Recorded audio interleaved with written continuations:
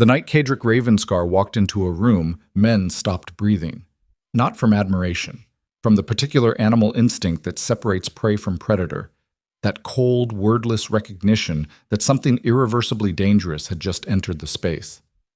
He never raised his voice, never needed to. His silence did what other men's armies couldn't. And now, standing at the edge of everything he'd built, watching the people he'd trusted most arrange themselves against him like a wall of polished knives, the Duke of Blackthorne did the one thing no one in that room expected. He smiled. Stay close, because what happens next will rearrange everything you think you know about power, grief, and the precise moment a man decides the world deserves exactly what it's afraid of. The frozen countryside of northern England in the winter of 1816 had a particular quality of silence that felt less like peace and more like the held breath before something broke. Blackthorne Keep rose from the hillside like a wound in the landscape, all black stone and sharp towers and windows that caught the gray morning light without softening it.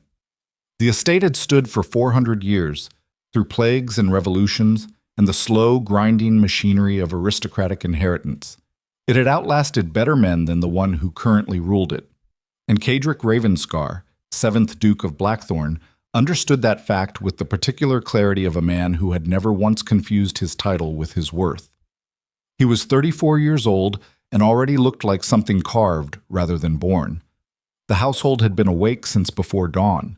That was not unusual. What was unusual was the quality of the wakefulness. The sharp, contained urgency of servants who had received specific instructions and were moving with the precision of people who knew exactly what failure cost in this particular house. Fires had been lit in rooms that hadn't seen heat in 2 years. Silver that normally remained locked away had been pulled out and polished. The kitchen staff had been working through the night, producing the kind of spread that announced not hospitality, but power. The deliberate, calculated performance of a man who wanted his guests to understand immediately that whatever they had come to threaten him with, he had already considered it and found it insufficient. Lord Harwick Denby and his coalition of parliamentary allies were arriving at 10 o'clock. It was currently 7 minutes past 9. Cedric stood at the tall window of his study on the second floor, hands clasped behind his back, watching the frozen paddocks below where 2 of his stable hands were breaking ice from the water troughs with practiced, rhythmic strikes. The morning was so cold their breath came out in dense clouds that hung in the still air before dissolving. He watched them work with the same focused attention he gave to everything. Not warmth precisely, but something that had once been warmth before life had refined it into something harder and more useful. Attention. The genuine kind. The kind that had kept him alive through circumstances that had destroyed better-equipped men. The door behind him opened without a knock.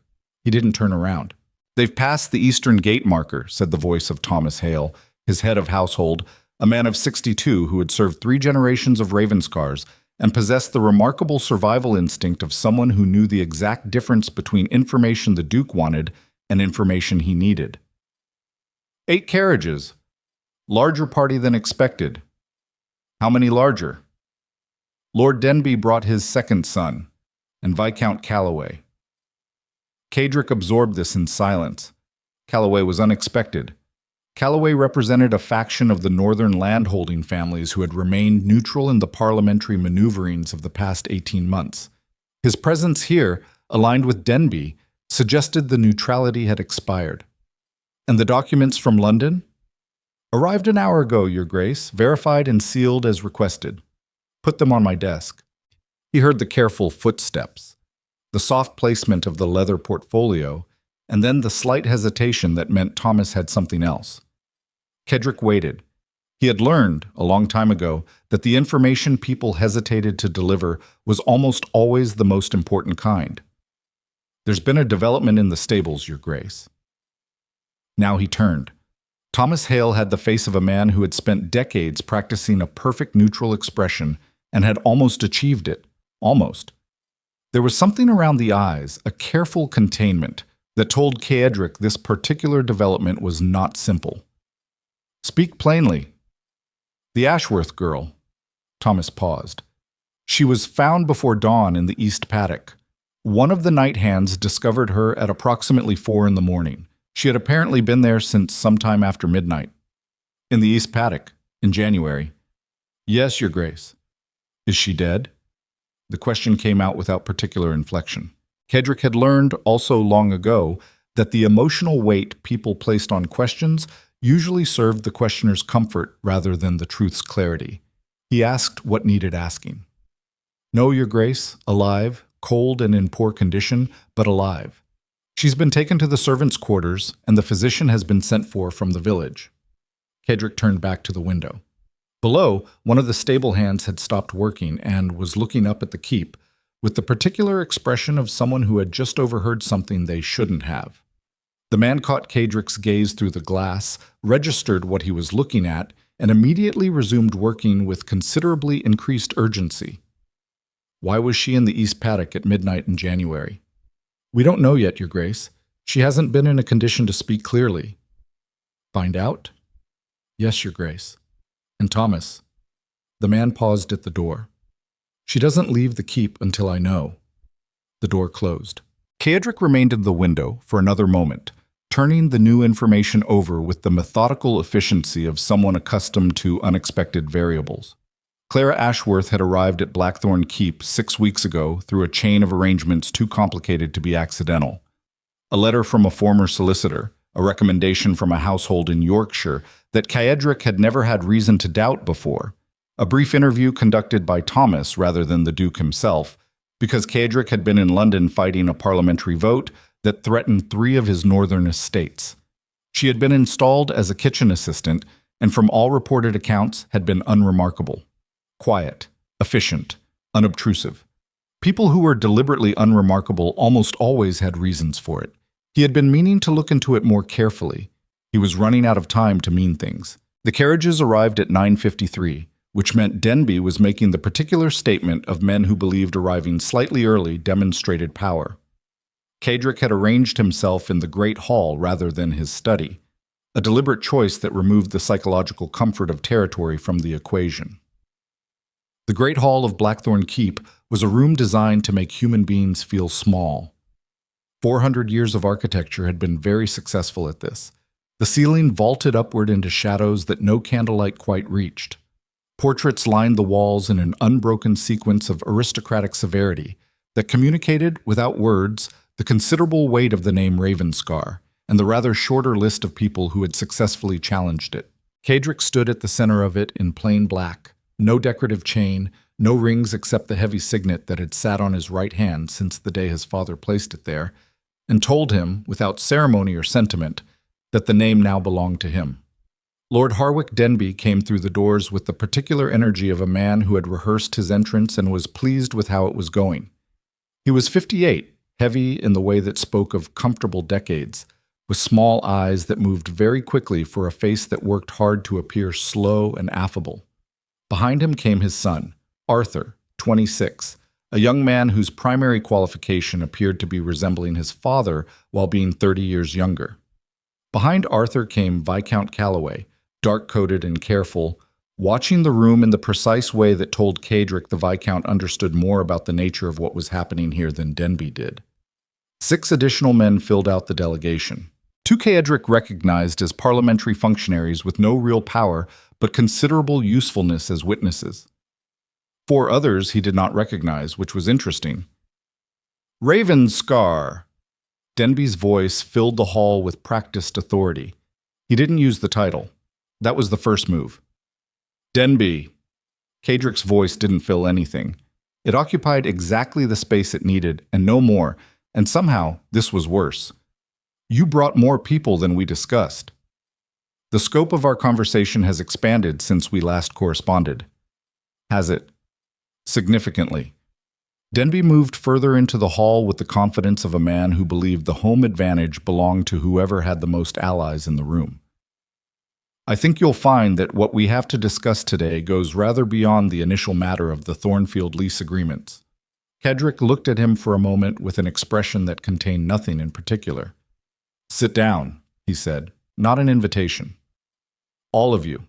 There was a brief, almost imperceptible hesitation, the kind that happened when a group of people who had prepared for a certain kind of confrontation found themselves suddenly recalibrating. Then they sat. Cedric remained standing. He walked to the long table without hurry and stood at its head, and the geometry of the room shifted in a way that everyone present felt physically, even if they couldn't have articulated why. "You sent me a letter 3 weeks ago," Cedric said, outlining concerns about the Northern water rights dispute and requesting a meeting to discuss the terms of the Thornfield Agreement. "That is what I prepared for. If the scope is expanded, I'd prefer to know the expansion before we proceed rather than discover it midway through, which tends to waste everyone's time." Denby smiled the smile of a man who thought he was about to land something. "Of course. Directly then." He reached into his coat and produced a folded document sealed with official wax. "The committee has drafted a petition to the House of Lords requesting formal inquiry into the management practices of the Blackthorne estate, specifically regarding the matter of the Yorkshire mineral rights transfers conducted between 1811 and 1814, and the question of certain financial arrangements made with 3 specific northern families during that same period." He slid the document across the table. Cedric didn't touch it. "Who drafted the petition?" he said. "The committee. Who specifically drafted it? Names." A flicker. "Lord Pemberton and Lord Ashworth." And there it was. Ashworth. Cedric registered the name with the particular stillness of someone absorbing information that just connected to another piece of information and created a shape he didn't like. He let nothing show on his face.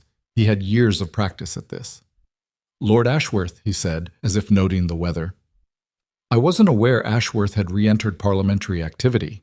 He withdrew rather completely after the scandal with the Devonshire matter 2 years ago." "Men recover," Denby said. "Some do." Cedric picked up the document, broke the seal, and read it with the unhurried focus of someone who read contracts the way other people breathed, automatically, thoroughly, and with the underlying assumption that language was a weapon and needed to be understood before it could be disarmed. The room was very quiet. One of the parliamentary functionaries shifted in his chair.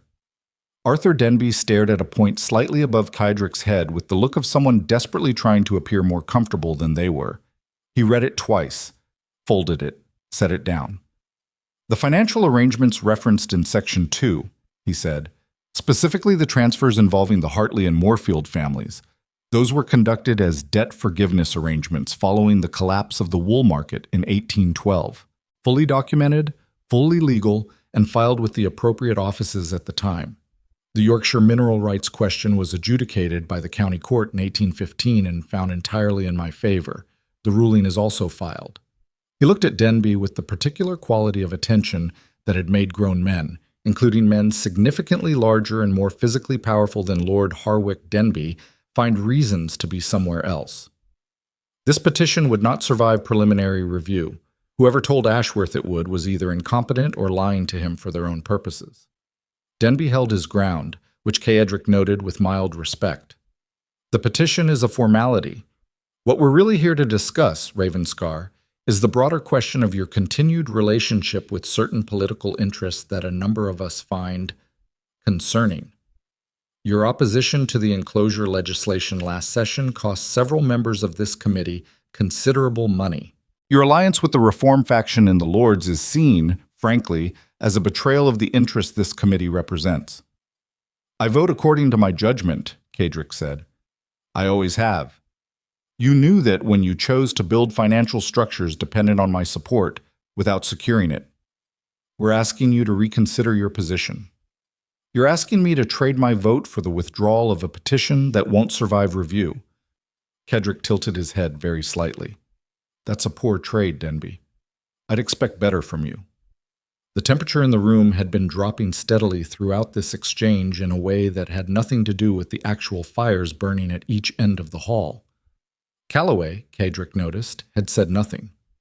He sat slightly apart from the rest of the group, watching the exchange with an expression of careful evaluation that was the most honest thing in the room.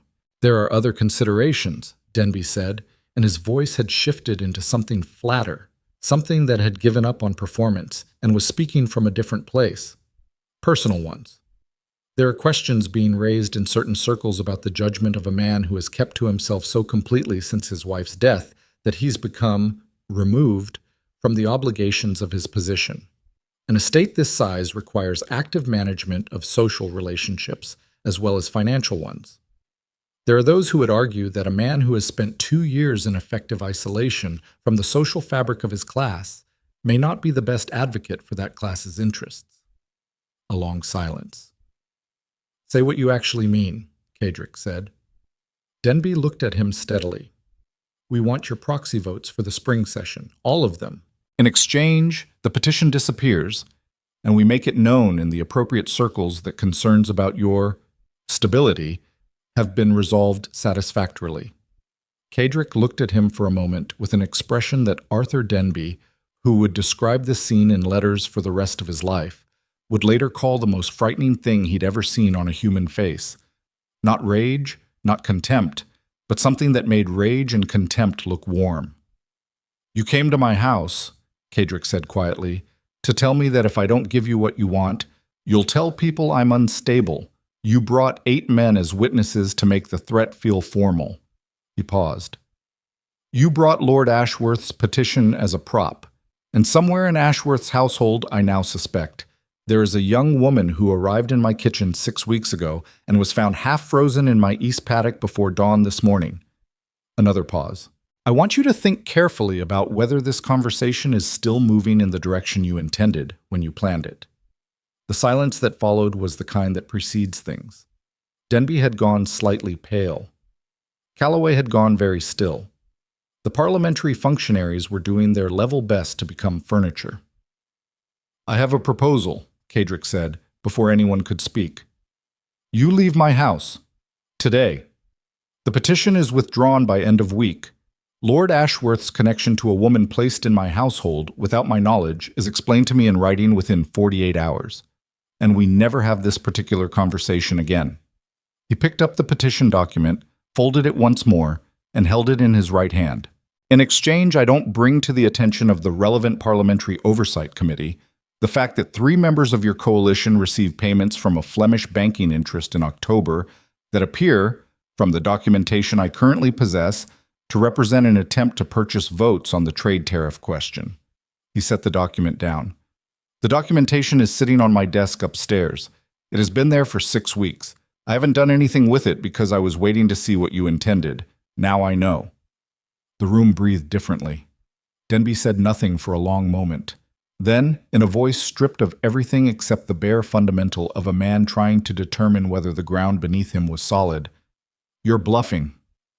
"Thomas." Kedrick didn't raise his voice. Thomas Hale materialized from the doorway at the far end of the hall. He had been there throughout, which several people in the room had somehow failed to notice, carrying a second leather portfolio. He crossed the hall at an unhurried pace and placed it open on the table in front of Lord Denby. Denby looked down at it. The color continued leaving his face. "I don't bluff," Kedrick said. "It's a waste of time, and I don't have time to waste." He straightened. "We're done here. Thomas will see your party out. I'll expect the written explanation regarding the Ashworth connection by Thursday morning." He walked out of the great hall without looking back. Behind him, he heard the low, controlled sounds of 8 people reassembling their dignity from the floor and preparing to leave. He heard Calloway's voice, for the first time quiet and direct, say something to Denby that he couldn't make out. He heard Denby's response, clipped and furious. He didn't need to hear the words. The shape of what had happened was already clear. He had won this round, which meant the next one would be worse. He took the stairs to the second floor at a measured pace, went back to his study, and stood at the window again. Below, the stable hands had finished breaking ice and were moving the horses to the outdoor run with the practiced efficiency of people who understood animals better than they understood most of the humans they served. The morning had brightened slightly. The gray had shifted toward something almost white, the particular colorless light of a winter day that wasn't going to get any better, but had at least stopped getting worse. Clara Ashworth, placed in his household by a chain of arrangements that now, viewed from the angle of what had just happened in the Great Hall, looked considerably less like coincidence and considerably more like architecture. Ashworth's petition, Denby's coalition. A young woman found half frozen in his east paddock before dawn. The shape of it was there. He could feel the outline of it without yet being able to see all the details. He needed to talk to her. The physician had been summoned from the village, which meant at minimum 2 hours before she was in any condition to speak coherently. 2 hours in which Kaedric had correspondence to address, 3 estate managers awaiting decisions on the spring planning arrangements, and a long-standing obligation to spend some portion of the afternoon with his son, who had been managing another difficult week with the quiet, self-contained struggle of a 7-year-old who had learned very early that the world did not organize itself around a child's grief. Sebastian. Kaedric closed his eyes for 1 second, not from weakness, but from the particular cost of thinking about his son. Sebastian Ravenscar, who had his mother's eyes and his father's silence and a kind of gentle, watchful intelligence that broke something in Kaedric's chest every time he saw it, because Eleanor had had that same quality, that same stillness, that same careful attention. And Sebastian had inherited it without ever getting to know the person he'd inherited it from, because Eleanor had died of fever when Sebastian was 4 years old, and the world had not, in fact, organized itself around anyone's grief. The Duke of Blackthorne pressed his right hand flat against the cold glass of the window and felt the temperature of it and breathed. Then he picked up the first letter from the correspondence pile and began to read. At 2:30 in the afternoon, with the winter light already beginning its early retreat, Thomas Hale knocked and entered to inform Kaedric that the physician had come and gone, that the girl was conscious and coherent and had asked to speak with the Duke directly, and that she had said, Thomas delivered this part with his careful, practiced neutrality, that what she needed to tell him couldn't wait, and that lives depended on it. Kaedric set down the estate report he'd been reading and looked at his head of household for a long moment. She said that exactly. Lives. Yes, Your Grace. He stood. The servants' quarters occupied the east wing of the keep's ground floor, a series of practical, decent rooms that Kaedric had always maintained to a standard that occasionally surprised visitors accustomed to the casual negligence with which most aristocratic households treated their staff. He had his reasons for this. None of them were sentimental. A household that felt it existed at the convenience of its employer rather than in some form of mutual arrangement produced a particular quality of work, technically compliant, fundamentally disengaged, that Kaedric found expensive in ways that went beyond wages. He knocked once, a single sharp knock, and opened the door. The room was small and warm, a fire built up higher than standard. Clara Ashworth was sitting upright in the narrow bed with a blanket pulled around her shoulders, and she looked, Kaedric registered this with immediate attention, not like someone who had barely survived exposure, but like someone who had survived something considerably more specific and was managing the aftermath with a particular controlled discipline that he recognized. He'd seen it on battlefields, on the faces of men who had walked through something terrible and were on the other side of it, and were now purely focused on what needed to happen next. She was perhaps 22. Brown hair, dark eyes, a face that was currently marked by cold and exhaustion, and something else. Something that read as barely contained urgency held in check by an assessment of the room she'd just entered and the man who'd just entered it. She looked at him directly. Most people didn't do that. Your Grace? Her voice was rough from the cold. You wanted to speak with me? Yes. No preamble. My name isn't Clara Ashworth. My name is Evelyn Vale. I'm the illegitimate daughter of Lord Piers Vale of Dorset, which is a fact that will become relevant in a moment. She took a breath. Lord Ashworth is my mother's legitimate half-brother, which makes him my uncle by blood, which he has never acknowledged publicly and would rather burn down the world than acknowledge now. 6 weeks ago, he came to the house in York where I was working and told me he had arranged a position for me at Blackthorne Keep. He told me it was charity. Her voice was level, precise. 3 weeks ago, I found a letter in the household accounts room that was not intended for me to find. It outlined a plan, in specific detail, to produce evidence that you had engaged in an affair with a woman in your household, me, specifically, as part of a larger effort to destroy your political position and force your withdrawal from the Lords before the spring session. Kaedric looked at her. The letter, he said. Where is it? She reached under the edge of the mattress and produced a folded, slightly damp piece of paper. He crossed the room, took it, and read it. Once, twice. His face gave nothing. You were in the East Paddock because someone searched my room 2 nights ago while I was asleep, and I don't know what they found or didn't find, and I couldn't risk staying in the house until I'd thought it through, and it was colder than I estimated. Her jaw tightened slightly. I know how that sounds. It sounds like you made a tactical error under pressure, Cadric said. That's human. He folded the letter and looked at her. Really looked, with the full attention he gave to things that mattered, which she appeared to have clocked immediately because her eyes narrowed very slightly. Why are you telling me this? Because Ashworth doesn't know I found the letter, and because whatever he and Denby are planning is considerably bigger than you know, and because… She stopped. Something moved in her face. A brief, unguarded flash of something that wasn't calculation. Because I grew up watching what happens to people who let powerful men use them as instruments. I've been that instrument my entire life, and I'm done. You're done, Cadric repeated. Yes. You're in my house, in my servant's quarters, under a name that isn't yours, connected by blood to a man who placed you here specifically to be used against me, and you're done. Yes. He looked at her for a long moment. Outside the small window, the winter afternoon had become evening. The white sky collapsed into deep gray, the first edge of darkness moving in from the north over the frozen hills. Inside, the fire crackled. Somewhere further in the keep, he could hear Sebastian's tutor conducting what sounded like an increasingly frustrated lesson in arithmetic. The ordinary sounds of a household that had managed, against considerable odds, to continue functioning. There are people in this plan you haven't named yet, Cadric said. Yes. You're going to tell me everything you know. All of it. Tonight. Yes. A pause. I want something in return. He almost smiled. And that itself was unexpected, and the unexpectedness of it was its own information. You're in no position to negotiate. I know. Her voice was completely steady. I want it anyway. And then, from the corridor outside the door, came a sound that stopped both of them completely. A rapid, heavy knock, followed immediately by Thomas Hale's voice, stripped of every layer of professional composure, which in 20 years Cadric had never once heard happen, speaking 4 words that rearranged the entire evening into something else entirely. Your Grace, the boy's gone. The 4 words hit Cadric like a fist to the sternum. Not the physical kind. Worse.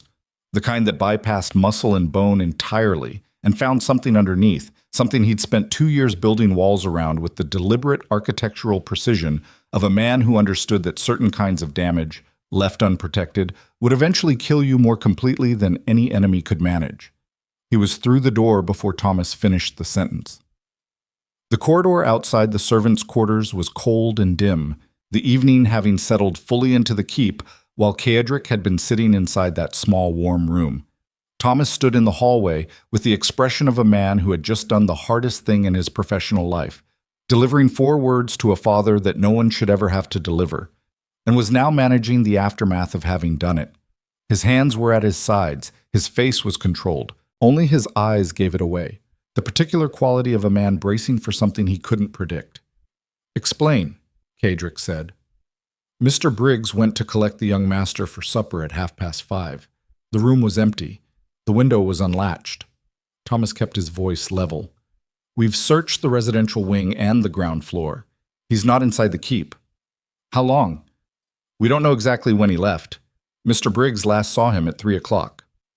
2.5 hours.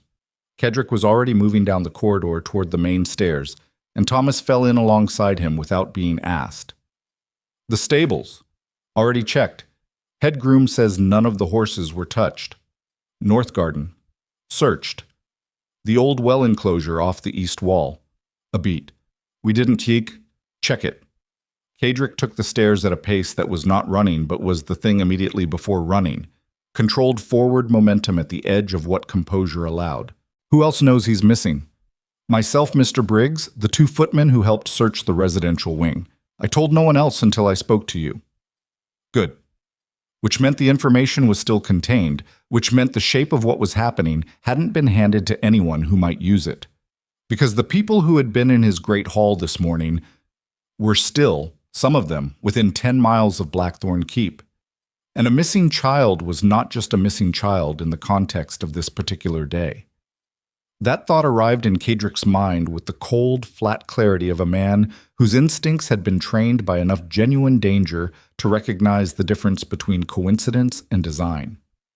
He crossed the entrance hall and went through the side door that opened to the east courtyard.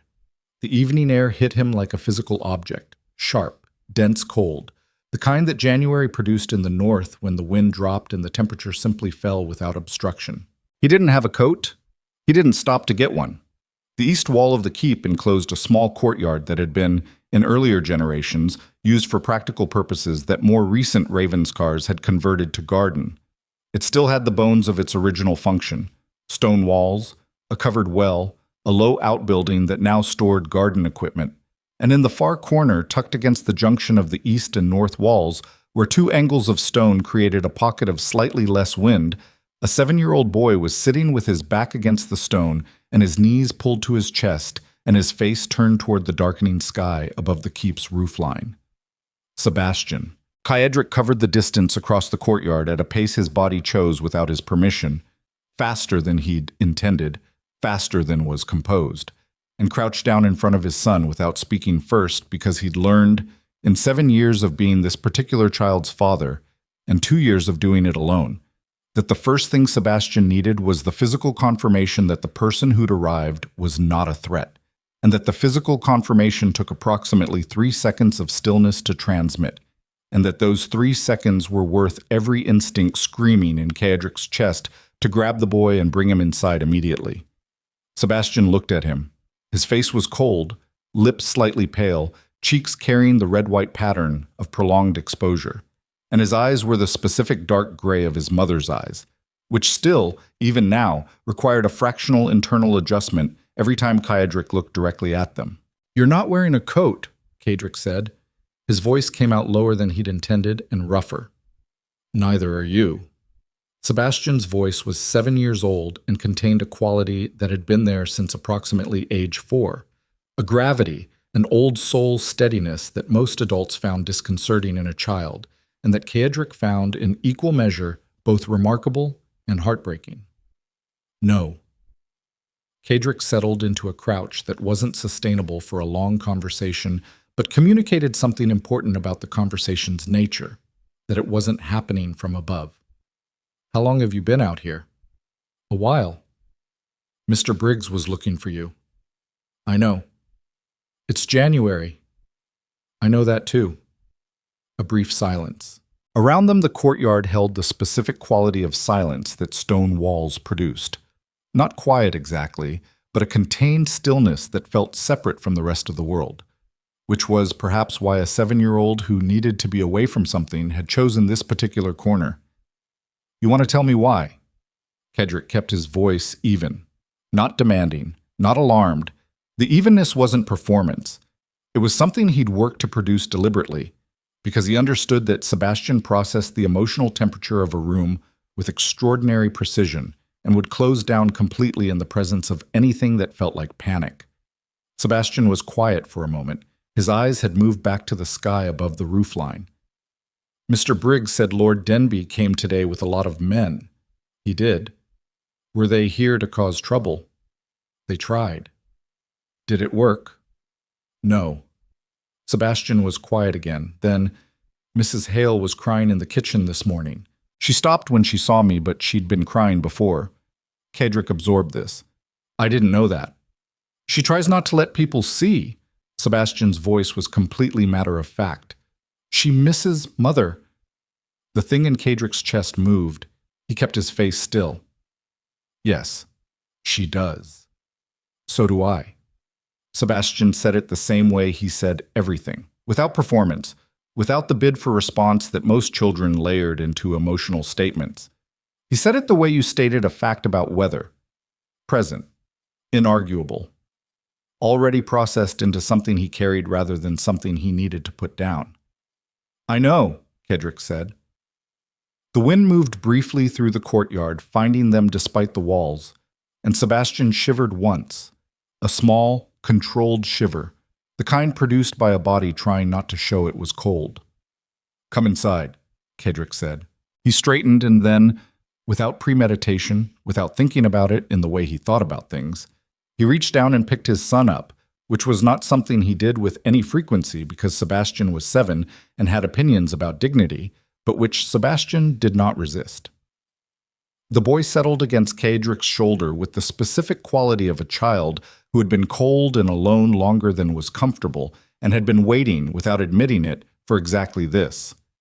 Cedric carried him across the courtyard and back through the side door. Thomas was waiting in the entrance hall.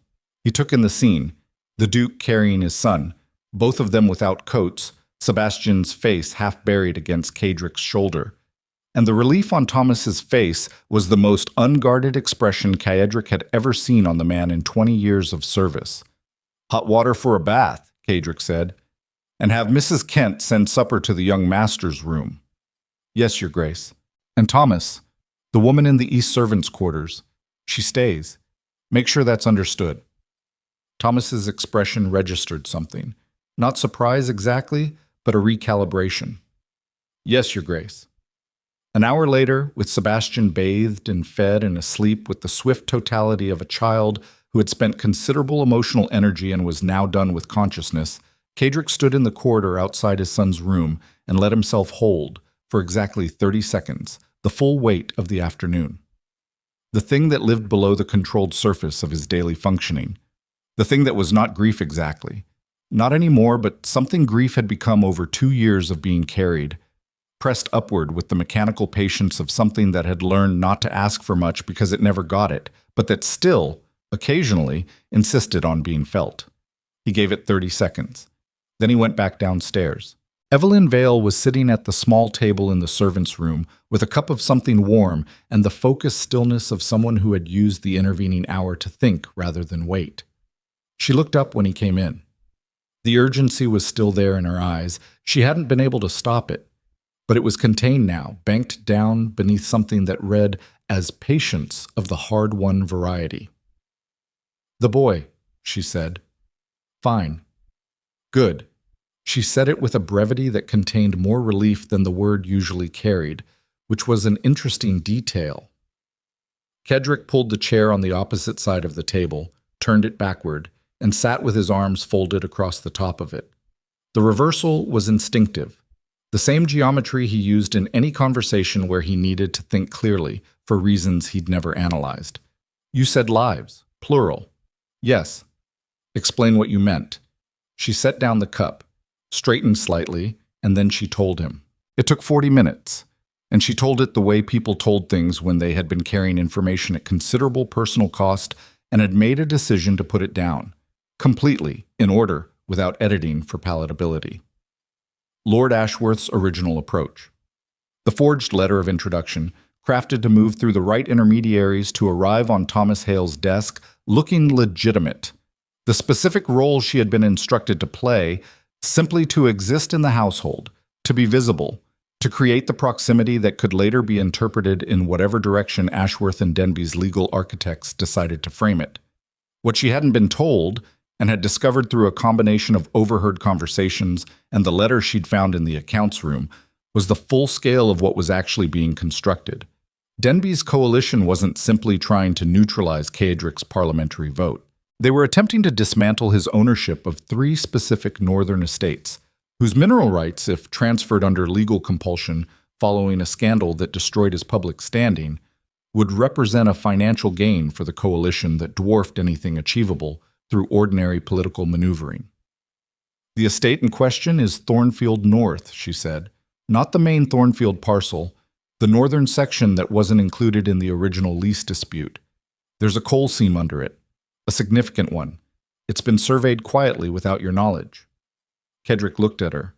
Something moved behind his eyes. Not surprise.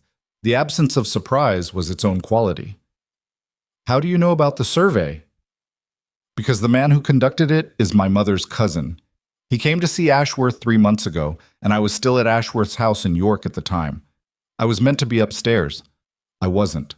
Her voice was flat. "I've spent my life not being where people assumed I was. It's a useful skill when you have no other assets." "And the plural." "You said lives." She met his gaze directly. It was, he noted again, something most people didn't do. Not because they were dishonest, but because direct eye contact with the Duke of Blackthorne required a particular kind of baseline confidence in one's own standing in the room. She didn't appear to have trouble with it, which was interesting and would need to be thought about later. Ashworth has a list, she said. 4 names.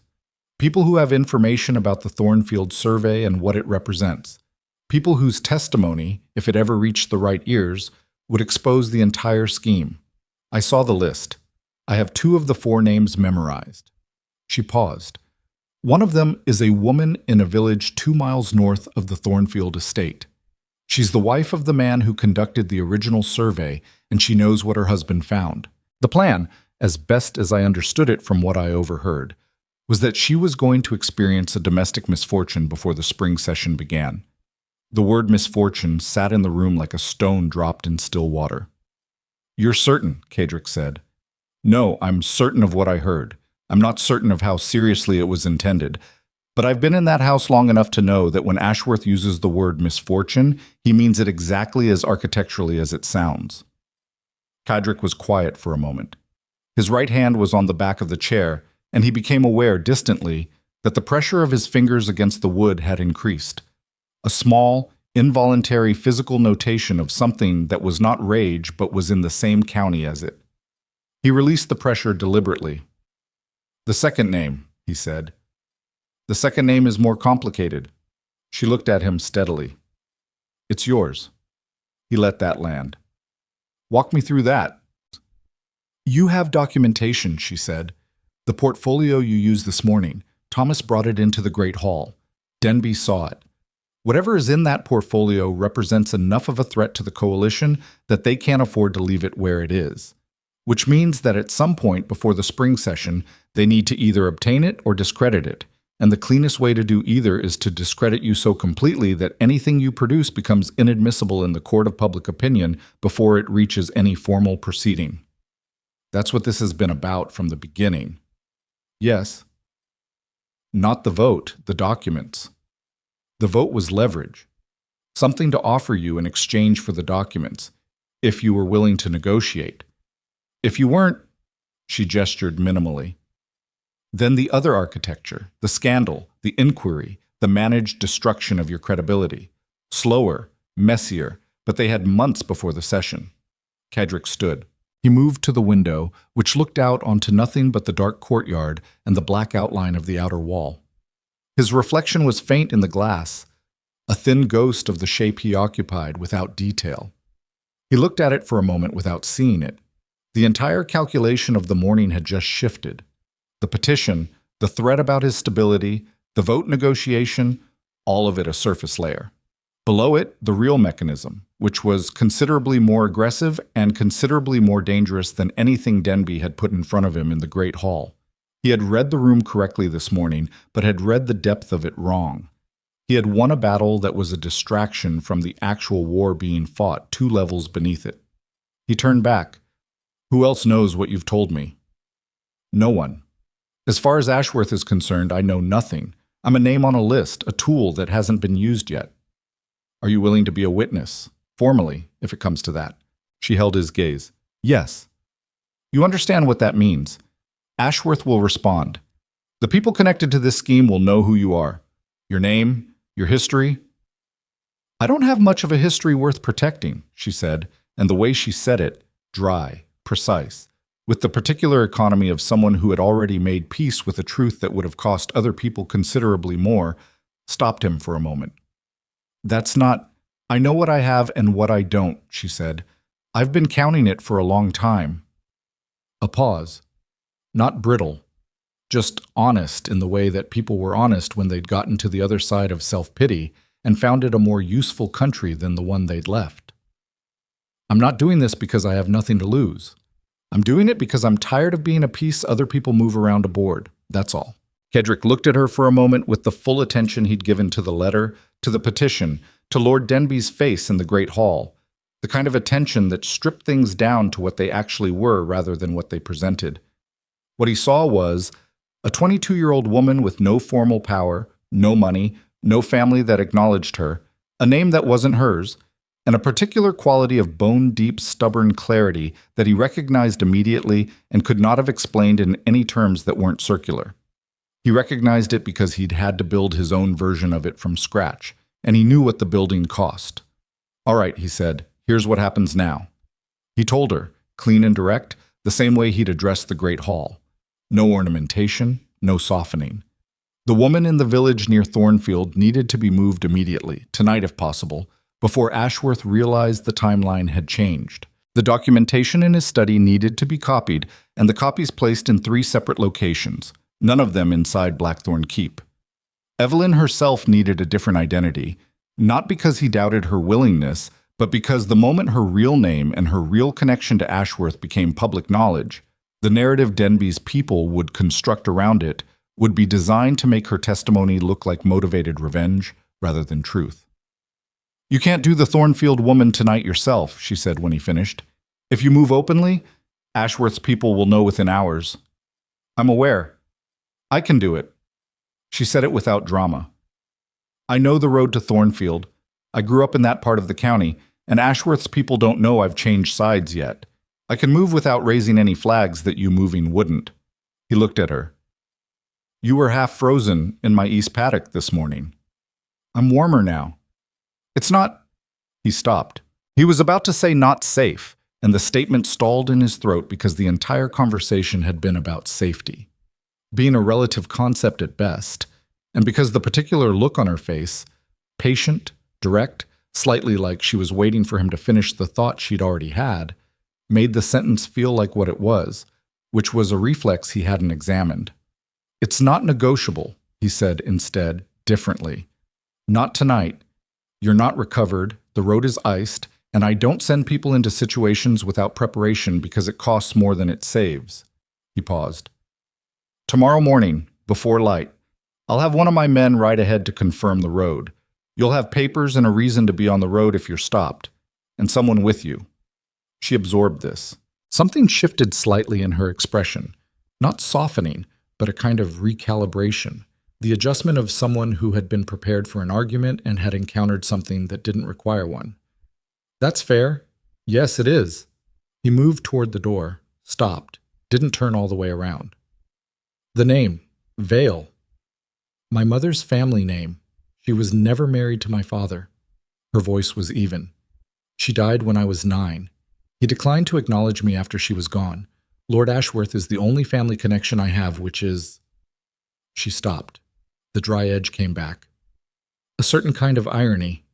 He turned then, looked at her with the specific quality of attention that had nowhere in it to put performance or strategy, just the unmediated thing underneath, which was considerably less composed than the Duke of Blackthorne's public face had ever allowed anyone to see. "You said you wanted something," he said, "in exchange." Before Thomas interrupted, she met his gaze, held it. "I want Ashworth to face what he's done. Not quietly, not managed, not a private arrangement where he gives up something valuable and you both move on. I want it to be real. Whatever happens to me after, whatever the social cost of my name being attached to this, I want it to matter that it happened."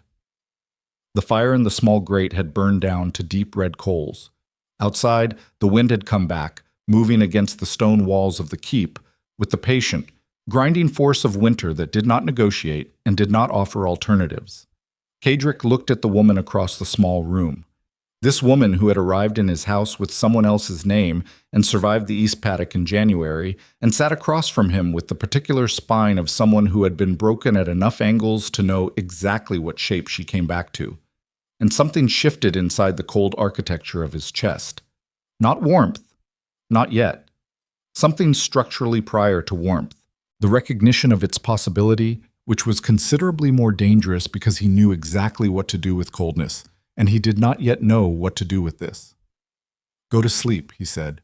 "You've got a long road before dawn." He was at the door when she said quietly, "Your Grace." He stopped. "The boy, Sebastian." A pause. "He's going to be all right." Cadric's hand was on the door frame. He didn't turn around. He didn't need to. "I know," he said. He walked out into the dark corridor and stood there for a moment in the cold, and then he moved toward the stairs with the focused, forward momentum of a man who had just crossed a line he hadn't seen coming and was now deciding, with full deliberate intention, not to go back. At 3:47 in the morning, Caedric was at his desk with the copied documents and a letter half written to a solicitor in Edinburgh when Thomas knocked twice, the specific double knock that meant immediately, not at convenience. "There's a rider at the gate," Thomas said, before Caedric could speak. "He came fast. He's asking for you by name, not by title. He says he's from the Thornfield area." Thomas paused. "He says the woman is already gone. He says he got there an hour ago and the cottage was empty, the fire was still warm, and there was a letter left on the table addressed to you." Caedric set down his pen. "Let him in." Thomas was back in 4 minutes with a man who looked like he'd ridden through winter darkness at a pace that suggested considerable fear for his own continued safety. Coat frozen at the shoulders, horse breath still visible in the cold air he'd brought in with him. He was perhaps 40, with working man's hands and the face of someone who had made a decision to be here and was not entirely certain he'd survive it. He held out the letter. Caedric took it, broke the seal, unfamiliar, no crest, and read. It was 4 lines, in a clean, precise hand that spoke of someone educated above their apparent station. It said, "I know about the survey. I know about the list. I know about your documents and what they prove. I also know something you don't yet. The Thornfield coal seam isn't the primary asset. Come to the northern boundary of the Thornfield estate at dawn. Come alone. Burn this letter. What I have to show you will change everything you think you're fighting over." It was signed with a single letter.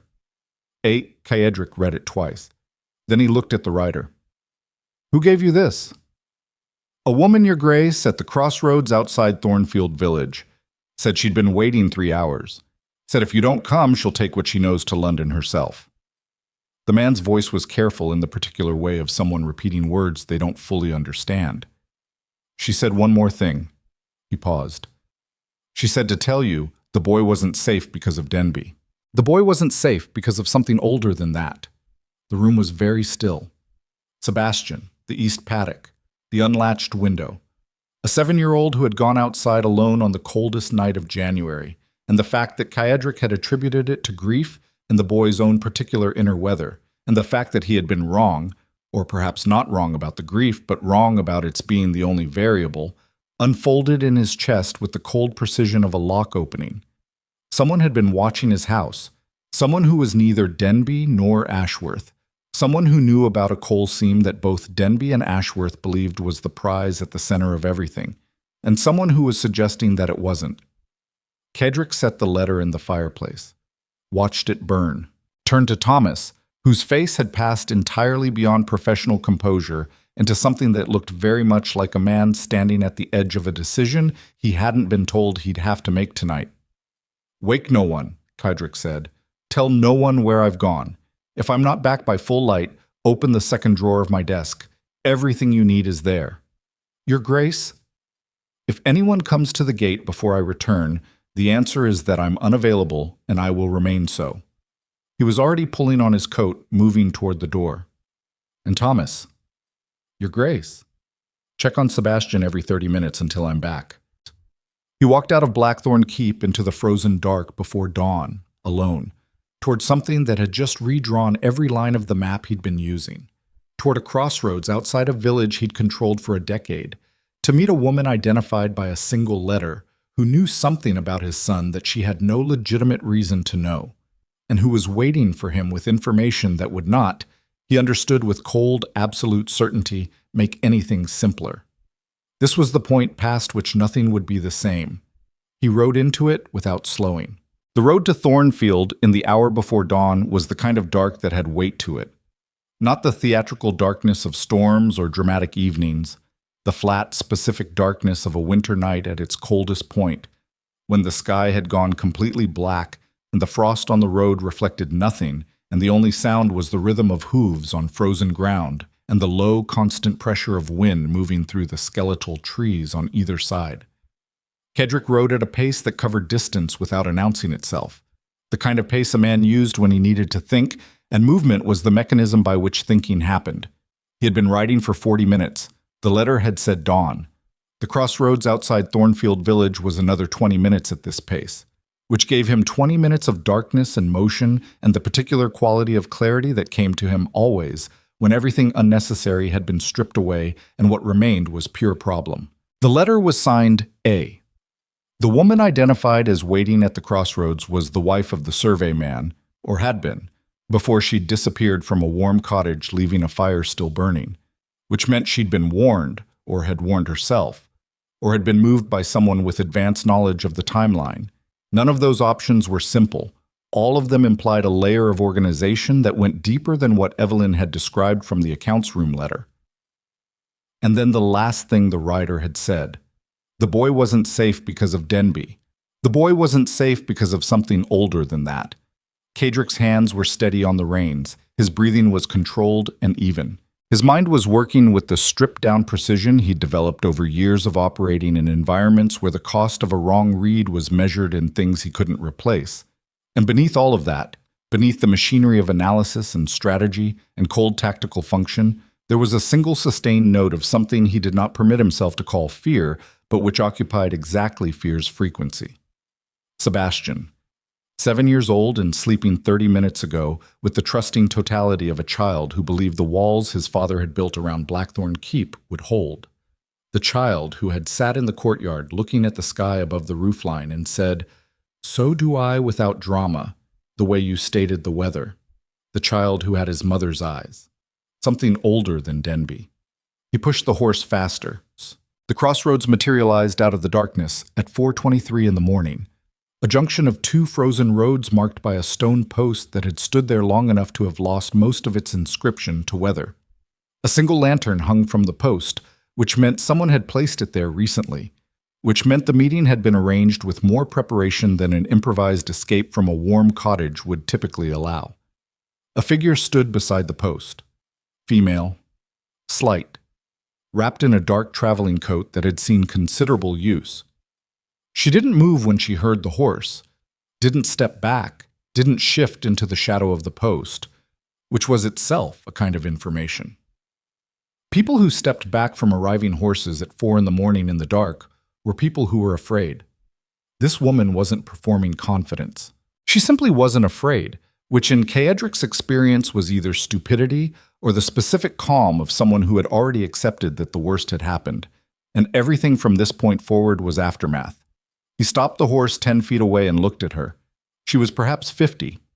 Strong-boned face, dark eyes that held the lantern light without flinching. The hands of someone who worked outdoors. She looked back at him with the direct steadiness of someone who had been waiting a long time for this particular moment and intended to use it correctly. "You burned the letter," she said. "Yes." "Good." She reached into her coat and produced a second document, thicker than a letter, folded multiple times, sealed not with wax but with a simple wrap of cord. She held it out. "Read this before I say anything else. It will make what I say make sense." Keedrick dismounted, took the document, and moved close enough to the lantern to read. He broke the cord and opened it. It was not a letter. It was a copy of a legal document, a property deed, or rather a portion of one, dated 1798. He read the relevant sections twice, and then stood completely still for a moment with the paper in his hands and the lantern throwing its small circle of light against the frozen darkness, and the wind moving through the dead trees with its flat, patient indifference. The deed referenced a parcel of land in the Thornfield northern boundary. It referenced a mineral rights agreement, and it listed in the dry formal language of legal architecture the names of the parties to the original agreement. One of those names was Thomas Hale. The world did not tilt. Keedrick was not a man to whom the world tilted, but something in the deep structural bedrock of how he understood the last 2 years, the last 2 decades, shifted with the slow, grinding inevitability of a foundation giving way, and he felt it in his chest and in the backs of his hands and in the particular quality of his next breath, which was fractionally too controlled. Thomas Hale had been his father's man before he was Keedrick's. 62 years old, 30 years of service to the Ravenscar household. He had been the first person Keedrick had trusted with Eleanor's illness. He had been in the room when Eleanor died. He had been the one, the only one, who had known the full extent of the financial restructuring Keedric had conducted in the difficult years following, the years when the estate had been navigating grief and debt simultaneously, and the decisions made had been, of necessity, documented less formally than they should have been. He had also been the one who had placed the correspondence from the Yorkshire household on Keedric's desk 6 weeks ago. The letter of recommendation. The one that had brought Evelyn Vale, or Clara Ashworth, into Blackthorne Keep. "Tell me," Keedric said. His voice was something he'd never quite heard from himself before. Not cold, not controlled, but stripped all the way down to the bare wire underneath everything. The woman at the crossroads told him. Her name was Agnes Merritt. Her husband Daniel had been a surveyor employed by a land management company out of Leeds. 14 months ago, Daniel had been contracted for what was described as a routine survey of the Thornfield Northern parcel. He had found the coal seam within the first week. He had reported it in writing to the contracting party. The contracting party was not Lord Denby. It was not Lord Ashworth. The original contracting party, the one who had commissioned the survey and received the first report, was a holding company registered in Edinburgh under a name that meant nothing, a shell, a legal fiction, but whose beneficial owner, traced through 3 layers of intermediary paperwork, was Thomas Hale. "Your man," Agnes said. Not unkindly, just factually. "He's had his eyes on that northern parcel for years, long before Denby came into it. Denby came later. Thomas brought Denby in. Not the other way." Keedric looked at her steadily. "And Daniel." Her face didn't change, but something in it became very still. "Daniel finished the survey, filed the report, and 6 weeks later he fell from his horse on a road he'd ridden 1,000 times. In daylight. In dry weather." She paused. "I don't believe in accidents of that particular nature." The lantern flame shifted in a gust of wind, steadied. "The letter I received tonight," Keedric said. Signed A. "Agnes, yes." She reached into her coat again and produced a small, cloth-wrapped bundle. "Daniel kept a copy of everything. He told me once that a man who didn't keep copies was a man who trusted the world more than it deserved. He kept these in the lining of a work bag that I've had under my floor since the day he died." She held the bundle out. "This is everything. The original survey report, the correspondence with the Edinburgh Holding Company, 3 letters in Thomas Hale's hand that he does not know Daniel kept." Keedric took the bundle. He held it for a moment with both hands and looked down at it. This small, cloth-wrapped collection of papers that had killed one man and endangered a woman in a warm cottage and redrawn, in the space of the last 15 minutes, every map he'd been using for 2 years. He thought about Thomas at the entrance to the great hall, carrying the leather portfolio with the expression of a loyal man performing a loyal act. He thought about Thomas delivering the 4 words, "The boy's gone," with the face of a man bracing for consequence. He thought about Thomas saying, "Yes, Your Grace," with the slight recalibration that had looked like loyalty and had been something else entirely. The deepest cuts were never from the people you'd identified as enemies. That was the thing about the architecture of betrayal. It didn't announce itself. It built itself inside the structure of trust, load-bearing and invisible, and it held until suddenly it didn't, and the collapse happened from the inside. He had been a fool. He allowed himself that thought for exactly the duration of 1 breath. Then he folded it away and looked at Agnes Merritt with the full, stripped attention of a man who had just been handed the actual weapon in a war he'd been fighting with the wrong ones. "How did you know to contact me tonight?" he said. "Specifically, tonight." "Because someone sent me a message 2 days ago, warning me that Ashworth's people were coming." She held his gaze. The message didn't have a name, but it was in a hand I recognized. A woman's hand, educated. From the north, based on certain turns of phrase. A pause. "She told me to get out and wait for you to come." Evelyn. Evelyn, who had said she grew up in that part of the county. Evelyn, who had been searching through the accounts room and finding letters and memorizing names and moving pieces on a board that Keedric had not yet understood was in play. Evelyn, who had been in his house 6 weeks and had apparently been conducting her own investigation with the quiet, invisible efficiency of someone accustomed to working without resources or acknowledgement. He did not know what to do with that. He put it aside and looked at Agnes. "You need to leave this county, tonight. I have a property in Cumberland, a farm managed by a man called Ellsworth, who will ask nothing and say nothing. Take the northern road and give him this." He pulled the signet from his hand, not the ring, which he couldn't produce on a frozen road at 4 in the morning, but a small identification seal he kept on a chain, the secondary mark of the house that any estate manager under his employ would recognize. He pressed it into her hand. "Don't stop in any town. Ride through." She looked at the seal, then at him. "And the people who killed my husband." "That," Kedrick said, "is what I'm going back to deal with." He rode back to Blackthorne Keep at a different pace than he'd ridden out. Faster. Not reckless.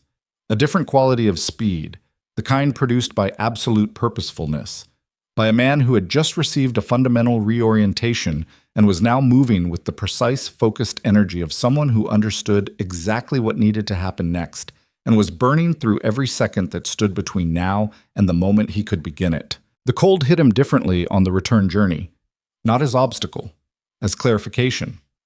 Thomas had brought Denby in. Thomas had arranged the survey.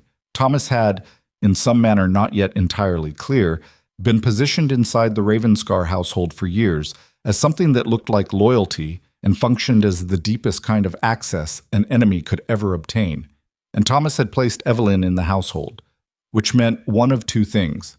Either Evelyn was deeper in the scheme than she'd presented, a more sophisticated piece than the simple instrument she'd claimed to be, or Thomas had placed her without knowing she was already compromised to Ashworth's plan, and two separate operations had accidentally installed the same woman in the same kitchen, which was the kind of coincidence that strained credibility past its breaking point.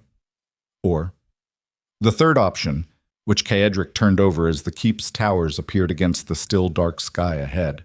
Evelyn had been placed by Ashworth.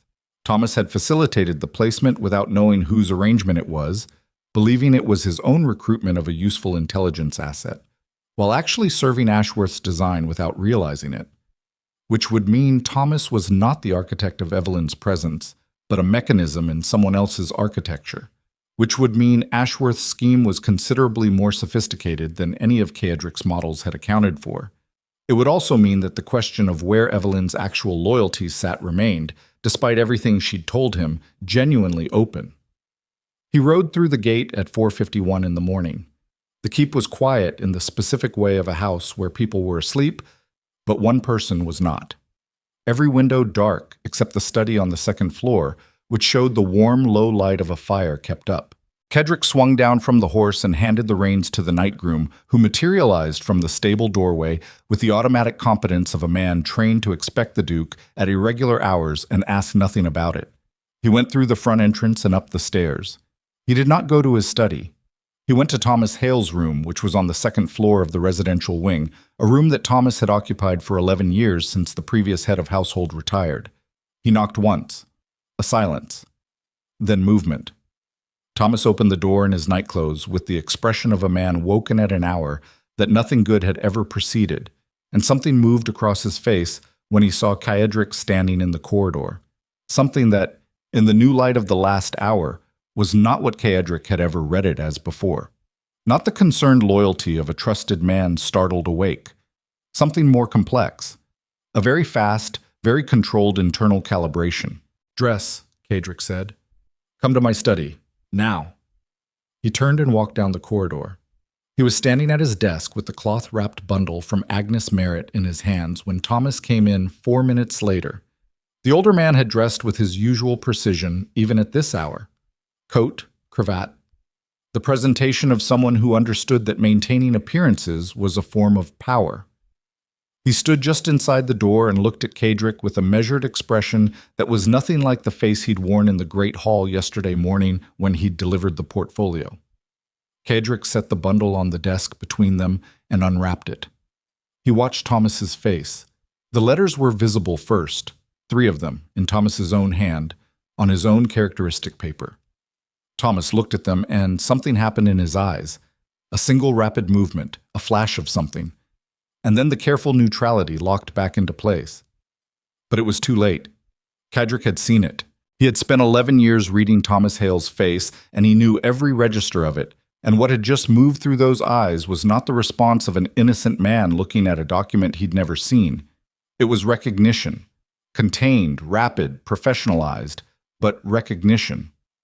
"Sit down," Cadric said. Thomas sat. The Edinburgh Holding Company. Cadric kept his voice at normal register. Not loud. Not threatening.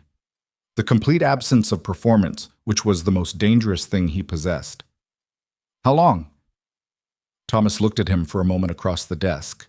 And then, and this was the part that would stay with Cadric longest, the part that no amount of future distance would entirely metabolize, Thomas's face did something it had never done in 30 years of service to the Ravenscar family.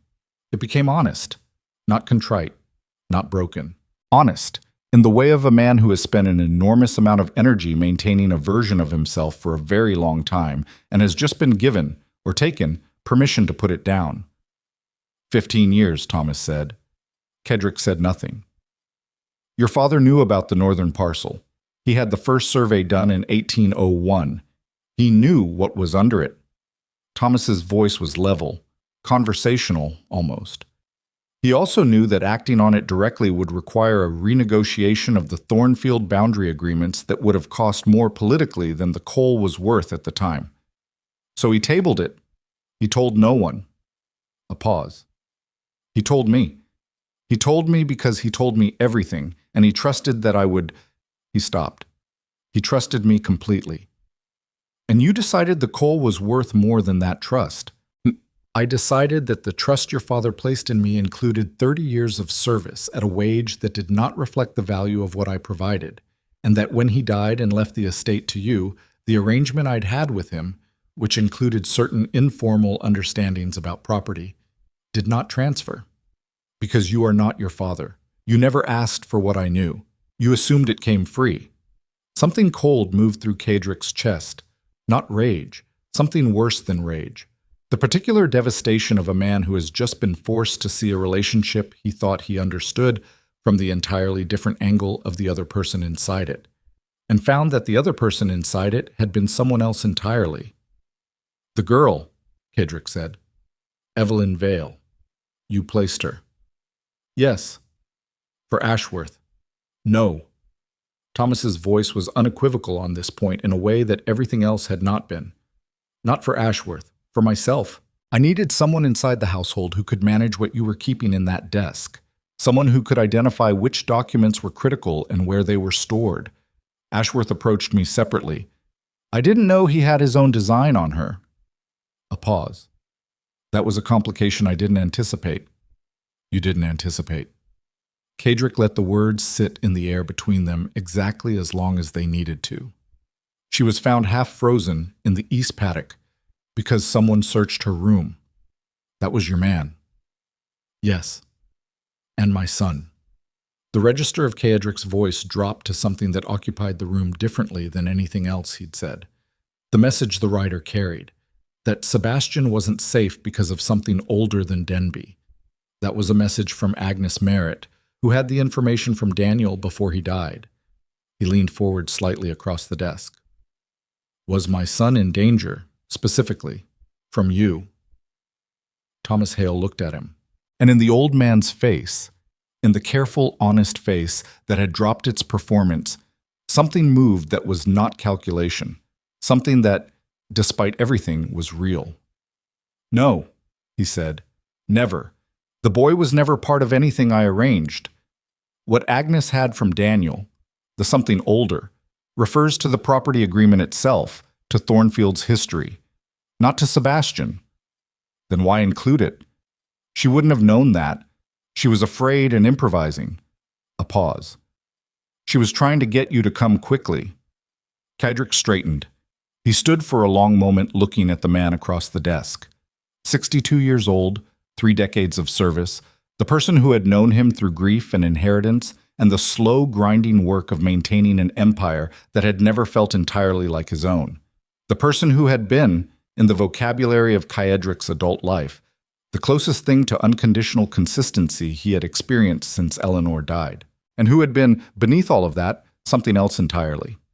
The thing Cadric understood in that moment, understood in his chest and his hands and the cold architectural fact of his own breathing, was that the human capacity for sustained deception was not the province of monsters. It was ordinary. It was available to anyone who had decided, at some point that usually predated the deception by years, that what they needed was worth the cost of who they needed to become to get it. Thomas had made that decision 15 years ago and had sustained it through Eleanor's death and Sebastian's grief and every midnight conversation and every act of what had looked like loyalty and had been, simultaneously, both loyalty and its mirror image, genuine care and genuine betrayal, coexisting in the same man, in the same moments, neither canceling the other out. That was the thing that wouldn't metabolize cleanly, not the betrayal. The fact that the loyalty had also been real. "You're going to tell me everything," Cedric said. "The full structure, every name, every arrangement, every document you moved or copied or withheld. You're going to give me Denby and Ashworth and every member of the coalition and every piece of the scheme that I don't already have from the bundle on this desk." He held Thomas's gaze. "And in exchange, you will leave Blackthorne Keep before dawn, with a reference from me that will get you a position somewhere that isn't in the north. And I will not pursue what Daniel Merritt's death suggests about your connection to the Leeds management company, because I don't have the proof I'd need, and because—" He stopped, looked at the old man's face. "Because 30 years is 30 years, and I am not capable of pretending otherwise." Thomas was quiet for a very long moment. Something moved through his face. Not relief, not shame, but the expression of a man confronting the precise measurement of what he'd lost by the choices he'd made, and finding the measurement accurate and terrible, and too late to dispute. "There's one more thing," Thomas said quietly. "The thing Denby said about your stability, about your withdrawal from social obligations since Eleanor died." He paused. "That wasn't Denby's observation, that was mine. I gave him that framing." He held Cedric's gaze through this. "I told him where the vulnerability was." The room was very still. "I know," Cedric said. Thomas looked at him. "I knew when Denby used it in the Great Hall that it came from someone inside the house. The specific phrasing, the particular angle." Cedric picked up the letters from the desk and held them. "I just didn't know it was you until 3 hours ago." He set the letters down. "Start talking." Thomas talked for 2 hours. By the time the winter light began its grudging arrival in the east window of the study, thin and gray and without warmth, the particular cold light of a January morning that offered visibility without comfort, Cedric had the complete architecture of the scheme mapped on paper before him. Every name, every financial arrangement, every piece of the coalition's plan, rendered in the exhausted voice of a man who had spent 15 years holding a structure together and had just been given permission to put it down. It was larger than anything Denby had suggested in the Great Hall, larger than anything Evelyn had overheard in the accounts room.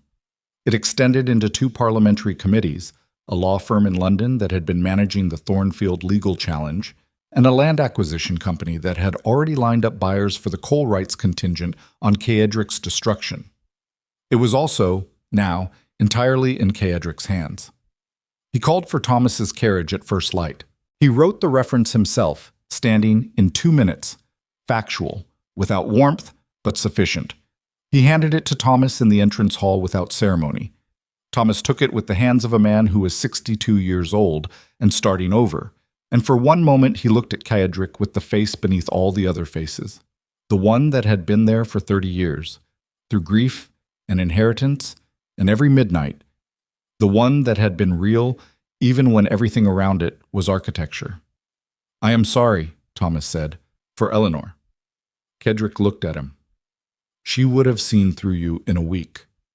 Thomas's mouth moved, not quite a smile, not quite not one. "Yes," he said, "she would have." The carriage took him out through the front gate at 6:40 in the morning. Cedric watched it from the entrance hall doorway until it was gone from view. Then he turned and walked back inside and stood in the entrance hall of Blackthorne Keep in the gray winter morning with the full weight of everything that had just shifted settling into the new shape it required. He had the documents. He had Thomas's testimony. He had Agnes Merritt safely on the road to Cumberland with his seal in her hand. He had the complete structural map of a scheme designed to destroy him.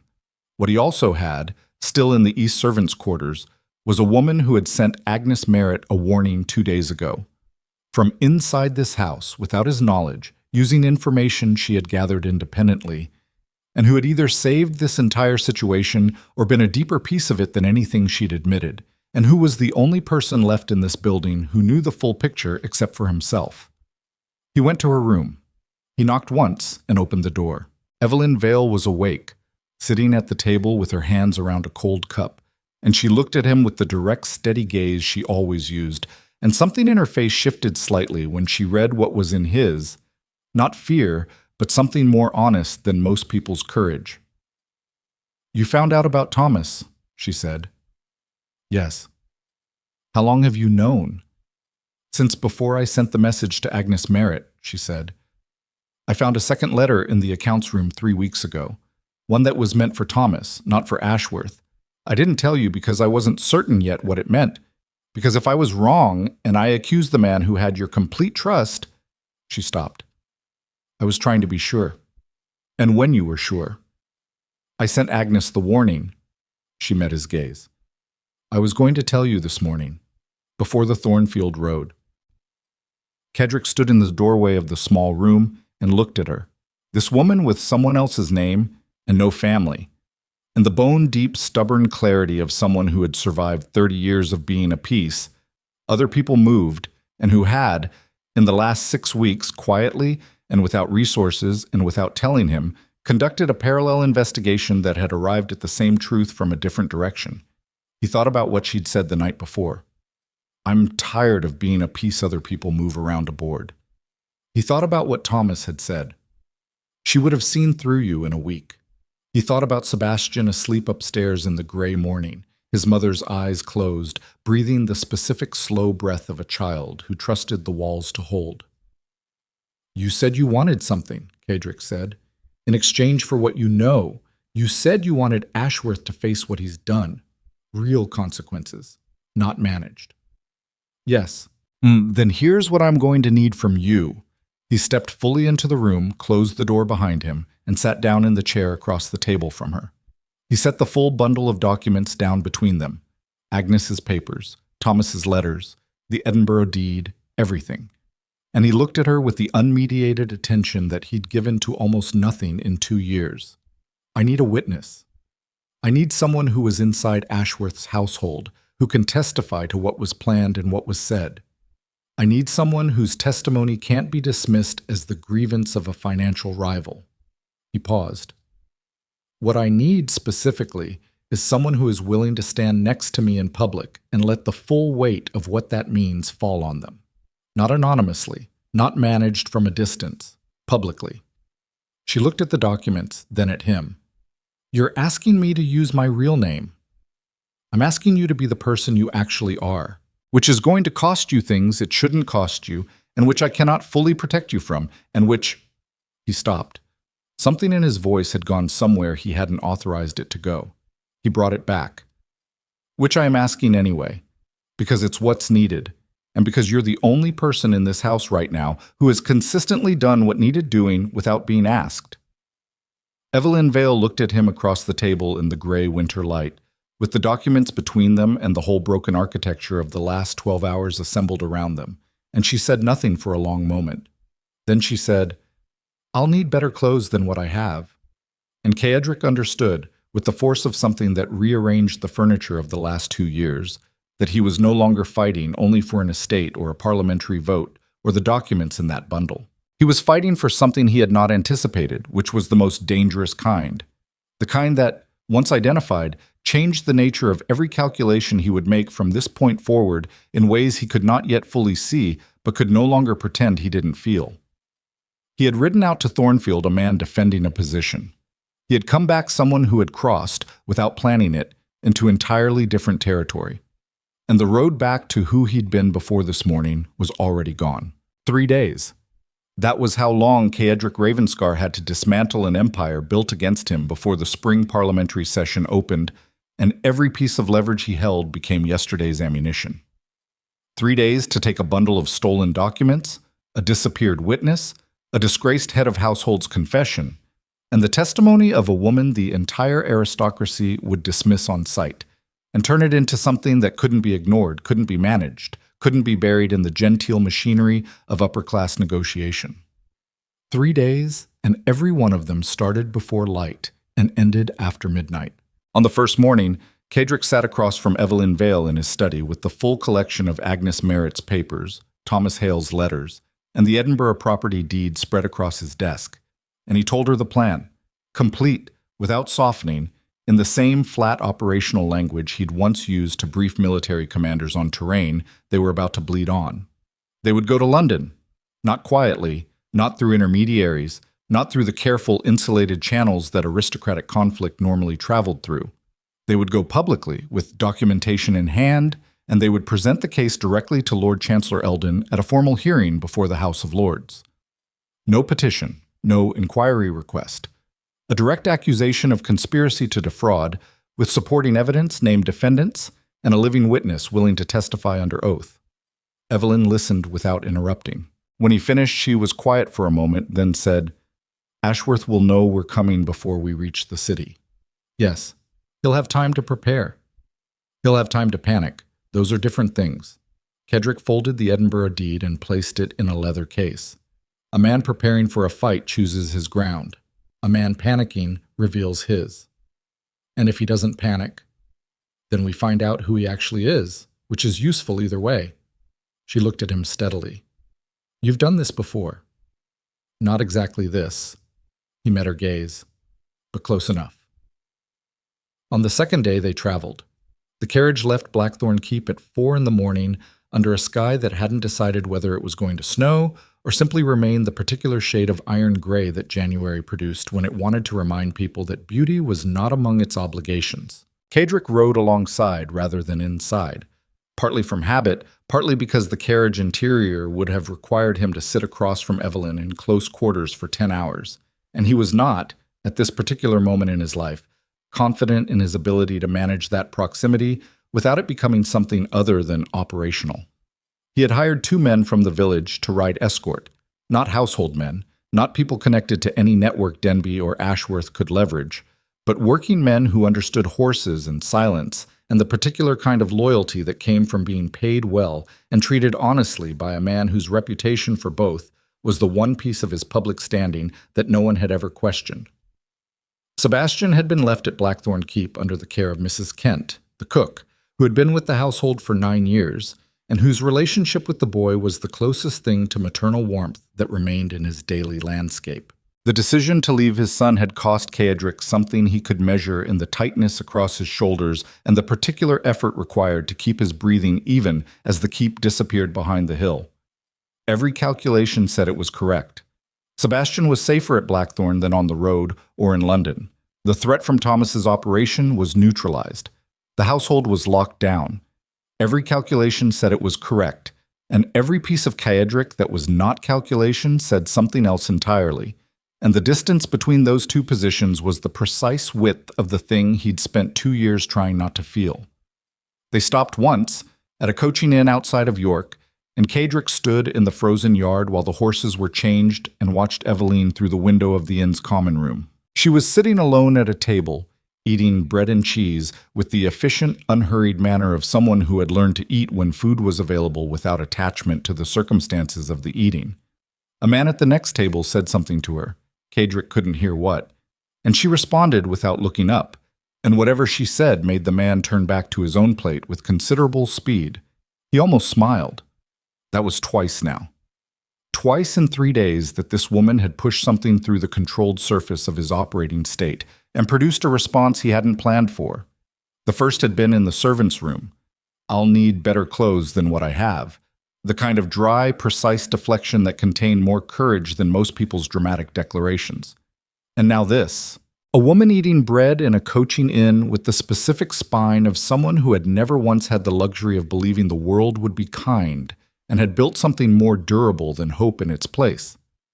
He recognized it because he'd built his own version.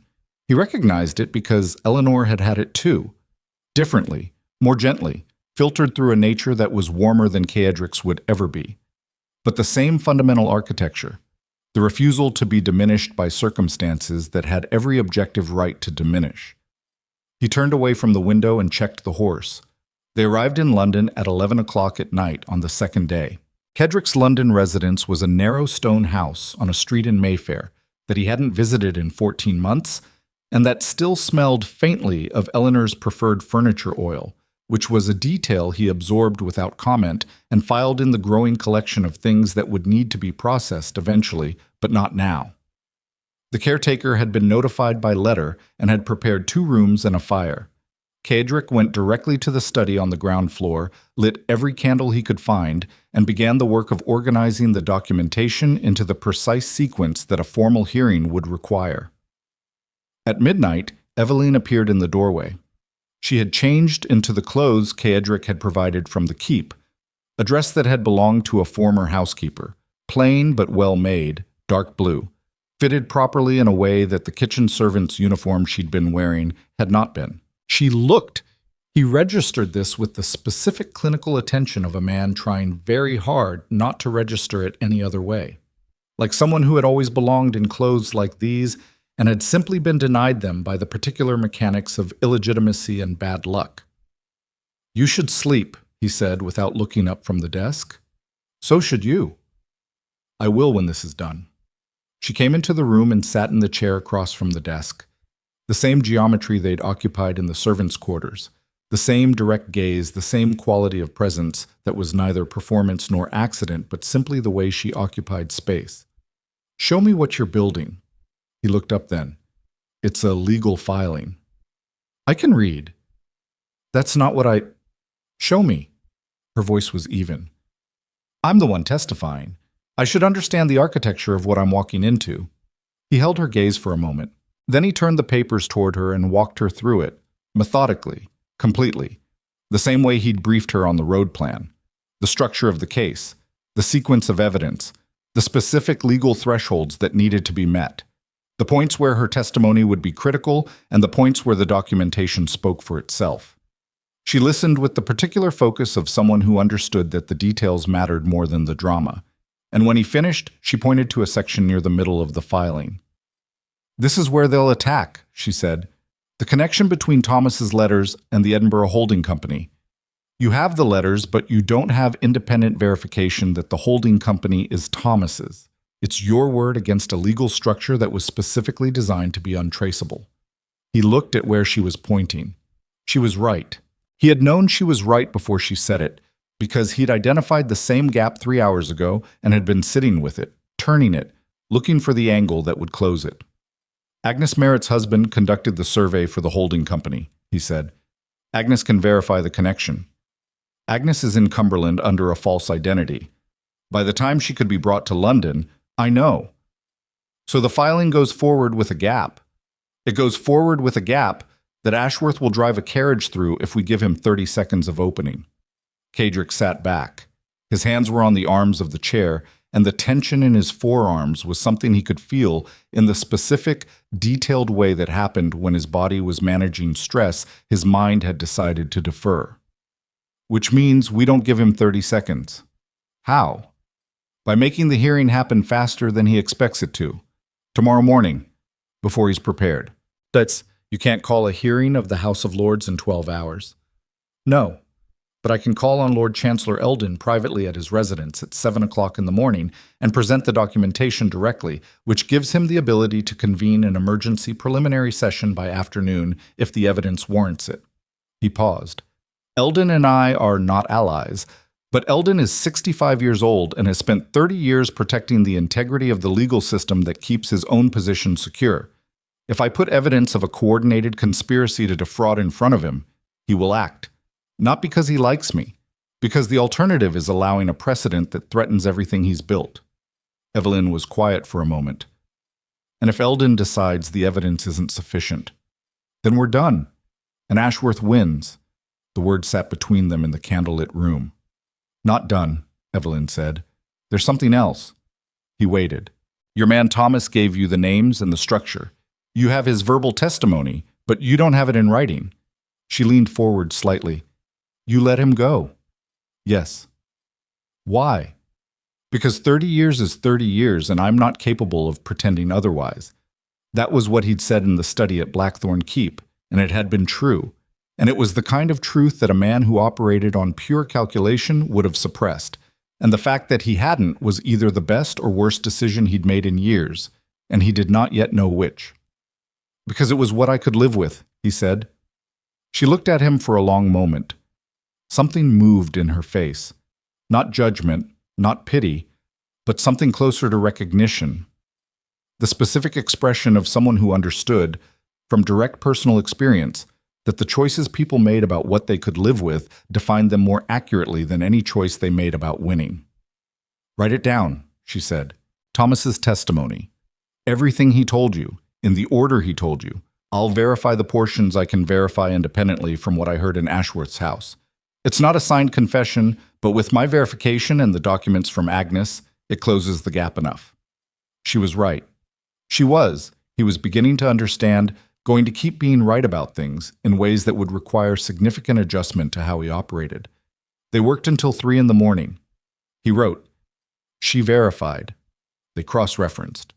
They argued twice, once about the sequence of the Edinburgh evidence, once about whether to include Thomas's comment about Eleanor, which Kaedric wanted to exclude on the grounds that it was personal, and Evelyn insisted needed to stay because it demonstrated the depth of Thomas's access and the nature of the betrayal. She won the second argument. He did not entirely mind losing it. At 3:15 she went upstairs. He heard her footsteps on the stairs. Deliberate, steady, the footsteps of someone who was tired in the way that went past physical and into the specific exhaustion of a person who had spent years surviving and was now, for the first time, doing something that mattered instead. He sat alone in the candlelight for 20 minutes and let himself feel the full weight of what was about to happen. Tomorrow morning, this morning technically, in less than 4 hours, he was going to walk into the Lord Chancellor's residence with documentation that accused 3 peers of the realm, 2 parliamentary committee members, and a law firm of coordinated conspiracy. He was going to do it with a witness whose very existence would be used against them both. He was going to stake his name, his estate, his son's future, and whatever Evelyn Vale's testimony cost her personally on the gamble that the legal system would function the way it was supposed to. And beneath all of that, beneath the strategy and the risk assessment and the cold operational logic, there was the thing he'd been carrying since the servants' quarters. The thing that had shifted when she'd said, "I'll need better clothes." The thing that had shifted further when she'd pointed to the gap in his filing and been right. The thing that was shifting now, in the silence of a London house at 3 a.m, with the specific, relentless momentum of something that had decided to exist regardless of whether he was ready for it. He was not ready for it. He was also not capable of stopping it. At 6:45 in the morning, Kaedric Ravenscar and Evelyn Vale stood in the entrance hall of the London house, dressed, armed with documentation, and facing each other across 3 feet of space that contained considerably more than 3 feet of distance. "You don't have to do this," he said. "We covered that." "I'm covering it again." "Stop covering it." Her voice was steady. Her eyes were clear. The scar on her face, the one she'd had since whatever had happened to her in the years before the stables, caught the thin morning light from the window. She didn't touch it. She never touched it. He had noticed that. "I'm not doing this for you. I'm doing this because it's the right thing to do, and because I'm the one who can do it, and because I have spent my entire life being told by powerful men that the right thing isn't something I should risk myself for." She held his gaze. "I'm done being told." He looked at her. Something was happening in his chest that he couldn't stop, couldn't control, couldn't file away for later processing. It was happening in front of him, to him, and she was watching him experience it with those direct dark eyes. And she didn't look away, and she didn't make it easier, and she didn't pretend she couldn't see exactly what was moving across his face. "All right," he said. They went. Lord Chancellor Eldon's residence was a 15-minute carriage ride through streets that were just beginning to wake. Kaedric spent the ride going over the documentation one final time, but his attention, the real attention, the kind that lived below the operational surface, was on Evelyn sitting across from him with her hands folded in her lap and her jaw set with the particular tension of someone who was afraid and had decided that fear was not a relevant factor in the decision she'd already made. People who made decisions that way were the most dangerous people on any field of conflict. Cedric knew this because he was one of them. They arrived at 7:03. The door was answered by a manservant who looked at a duke and a scarred woman standing on his master's doorstep at dawn with the specific expression of someone who was not paid enough for this. "The Duke of Blackthorne," Cedric said. "I need to see Lord Eldon immediately. The matter is urgent and relates to a conspiracy against multiple peers. I have documentation." The manservant disappeared inside, returned in 4 minutes, led them through a hallway lined with legal texts and portraits of former chancellors into a study that smelled of pipe tobacco and paper. Lord Chancellor Eldon was already seated at his desk. 65 years old, with the face of a man who had spent 3 decades adjudicating disputes between people who believed their money entitled them to his patience. A face that had calcified into a specific quality of weary, sharp-eyed assessment that wasted nothing on pleasantries. "Ravenscar," he said. "It's 7 in the morning." "Yes." "This had better be worth the hour." His eyes moved to Evelyn, assessed, moved back. "Who is this?" "Evelyn Vale, illegitimate daughter of Lord Piers Vale of Dorset, half-niece of Lord Ashworth. Former member of my household under an assumed name, placed there by Ashworth as part of a coordinated scheme to destroy my political standing and gain control of mineral rights on my estate." He placed the leather case on Eldon's desk. "She's my witness. And this is everything." Eldon looked at the case, then at Cedric, then at Evelyn, with the particular attention of a man who had heard a great many extraordinary claims in his career and had learned that the ones delivered at 7 in the morning with documentation usually had substance. "Sit down," he said. They sat. Cedric opened the case, and for the next 45 minutes, in the study of the Lord Chancellor of England, he laid out the complete architecture of what had been done and who had done it, document by document, connection by connection, while Evelyn provided verification of the portion she had witnessed directly, and Eldon listened with the focused, merciless attention of a man who was already calculating the political cost of what he was hearing and finding it sufficient to act. When Cedric finished, Eldon was quiet for a long moment. His fingers were steepled in front of his face. His eyes were on the Edinburgh deed. "You understand," Eldon said, "that if I convene on this, the examination of your witness will be thorough. Her background, her origins, her connection to Ashworth, her presence in your household, all of it, in public." "She understands." "I'd like to hear that from her." Evelyn looked at the Lord Chancellor directly. "I understand. I've been examined my entire life by people who decided what I was worth based on where I came from. I'm still here." Something moved in Eldon's face. Not warmth. The man was not constructed for warmth. But something that might have been, in a different person, respect. "I'll convene a preliminary session at 2 o'clock this afternoon. Emergency authority. You'll present. She'll testify. And Ravenscar." He looked at Cedric with the particular expression of a man about to deliver an unpleasant truth. "If this doesn't hold, it's not just Ashworth's reputation that burns. It's yours and hers, and there won't be a second attempt." "I know," Cedric said. They were in the carriage on the way back when Evelyn said, without looking at him, "He believes you." "He believes the documents. That's better." "He believes her too." A pause. "Me? He believes me?" "Yes." "That might be the first time anyone with actual power has looked at me and decided I was credible." Cedric turned to her. She was looking out the carriage window at the London streets, the gray, crowded, indifferent streets of a city that had never known her name and would, by this afternoon, know it in the worst possible way. "That's going to change," he said. She looked at him. "Which part?" "The part where you think credibility is something other people grant you." They held each other's gaze across the carriage. The morning light came through the window and fell across the space between them, and neither of them moved and neither of them looked away, and the specific quality of what was happening in that carriage was the kind of thing that, once acknowledged, restructured everything around it permanently. He didn't touch her. He wanted to. He didn't, because what was coming in 6 hours was going to require everything both of them had, and because the particular thing building between them was not the kind that survived being rushed, and because he understood with the hard-won clarity of a man who had already loved and lost once that the most dangerous thing you could do with something this important was reach for it before you'd earned it. At 2 o'clock that afternoon, the preliminary chamber of the House of Lords was called to emergency session by Lord Chancellor Eldon. 23 peers were present. Lord Denby was among them, seated in the third row with the expression of a man who had been informed an hour ago that the universe had rearranged itself without his permission. Lord Ashworth was not present. He had been sent for. He had not responded. Ceadric stood at the presenter's position and looked out at 23 faces, some hostile, some curious, some carefully neutral, all of them calculating the political mathematics of what was about to happen. He had the documentation in front of him. He had the filing prepared. He had, behind him and to his right, Evelyn Vale, seated in the witness position, with her hands in her lap and her face visible and her scar visible, and her history about to become the most public thing about her. He began. He spoke for 38 minutes. He presented the documents in sequence. He named the defendants. He traced the connections. He provided Thomas Hale's reconstructed testimony, verified by Evelyn's independent knowledge. He was methodical, precise, and completely without emotion, because emotion was what Denby's lawyers would use against him, and he was not going to hand them anything that wasn't fact.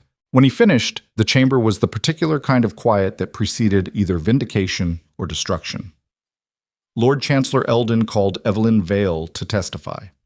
She stood. Every eye in the chamber moved to her. She walked to the testimony position, 12 steps across an open floor, which in that room, in that silence, with those eyes on her, required more raw physical courage than anything Ceadric had ever done on any field he'd ever fought on. She reached the position. She turned to face the chamber. Her face was calm. Her hands were still. The scar on her face caught the light from the high windows in a way that made it impossible to ignore, and she did not angle away from it. "State your name," Eldon said. "Evelyn Vale." "State your relationship to the accused." "Lord Ashworth is my mother's half-brother, my uncle. He has never acknowledged me publicly." "And your relationship to the Duke of Blackthorne?" The chamber waited. Evelyn looked at Ceadric. 1 second.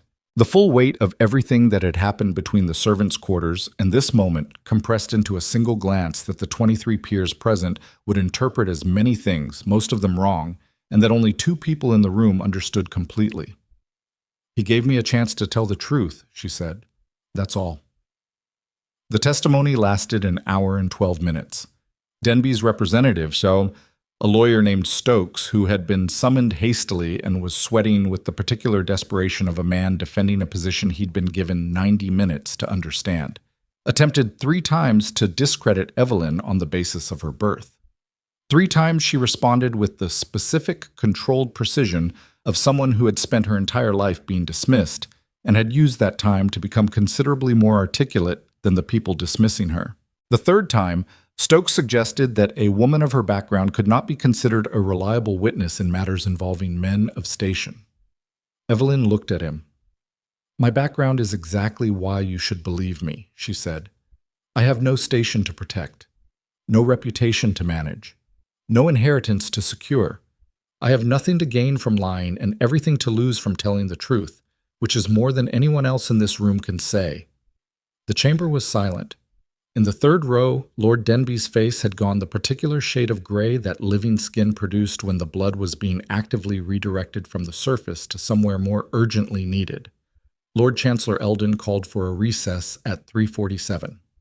Ceadric was standing in the corridor outside the chamber when the door at the far end opened and 2 men entered, and the corridor's temperature, metaphorical, entirely real, dropped several degrees. Lord Ashworth. He had come. He was 61 years old, tall, thin in the manner of men who maintained their bodies through discipline rather than health, with a narrow face that had been handsome once and was now simply sharp. He walked down the corridor with the gait of a man who had spent his entire life entering rooms where people rearranged themselves to accommodate him. Behind him was a solicitor Ceadric recognized, Marchland, from the London firm that had been managing the Thornfield legal challenge. Marchland looked terrified. Ashworth looked like something that had been carved from the same stone as Blackthorne Keep. He stopped 6 feet from Ceadric. "Ravenscar." "Ashworth." You've made an extraordinary accusation. I've presented documented evidence. You've presented the testimony of a bastard girl with a manufactured grudge and a stack of papers stolen from the household of a man you dismissed from service. Ashworth's voice was perfectly controlled, not raised, not strained, the kind of voice that had ended careers and closed doors and made inconvenient people disappear into the margins of polite society for his entire adult life. That's not evidence. That's revenge dressed up in legal language. The Edinburgh Holding Company, Kedrick said. Is it yours or isn't it? Ashworth's eyes flickered, one fraction of a second. Then the control was back. I have no connection to any holding company in Edinburgh. The deed says otherwise. The deed is a copy, unverified, presented by the widow of a dead man with obvious motive. Agnes Merritt is alive and willing to testify. Something moved through Ashworth's face. Small, controlled, but present. The specific recalculation of a man who had just discovered that a piece he'd believed removed from the board was still in play. Where? Safe. That's not an answer. It's the only one you're getting. They stood 6 feet apart in the corridor with the sounds of the chamber recessing behind the closed doors and the winter light coming through the high windows and landing on the stone floor between them. Ashworth's solicitor was standing very still with the expression of a man who understood that the next 60 seconds would determine the remainder of his career. You know what happens if this proceeds, Ashworth said. His voice had dropped. Not quieter, tighter. The specific compression of a man speaking past the edge of what composure could comfortably contain. The girl's name becomes public, her history, her mother's history. Every compromising detail of how she came to be in your household and what her presence there implies. He paused. Your wife has been dead 2 years.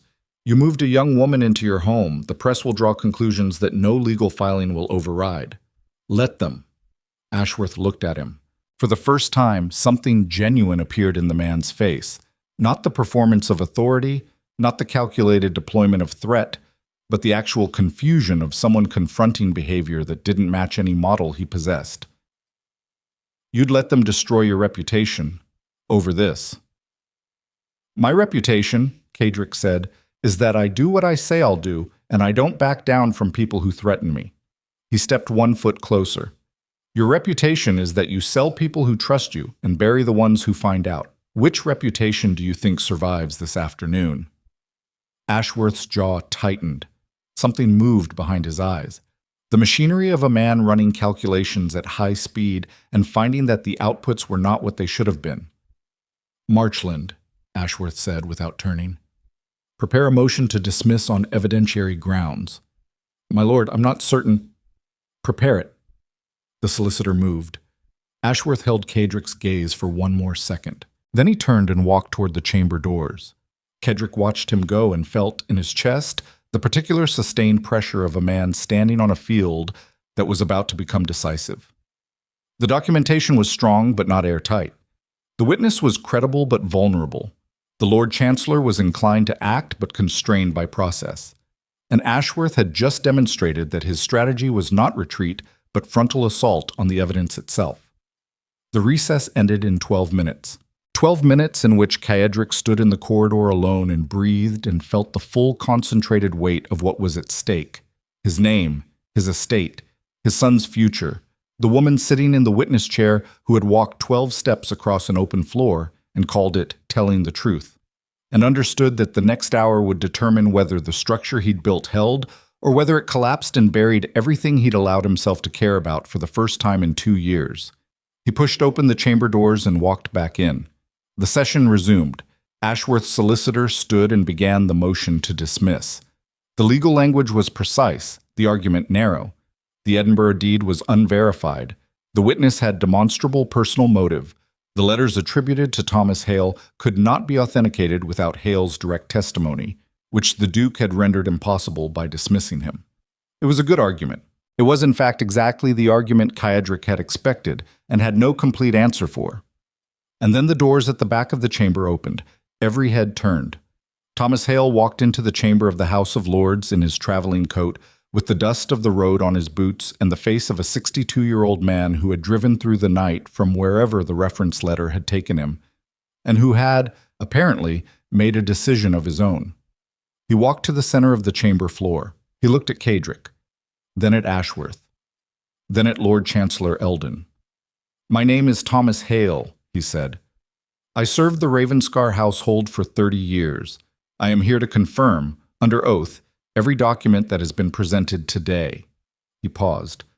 "I am also here to provide testimony that has not yet been presented regarding the death of Daniel Merritt and the specific individuals who arranged it." The chamber erupted. Ashworth's face, the face that had been carved stone for 61 years, went white.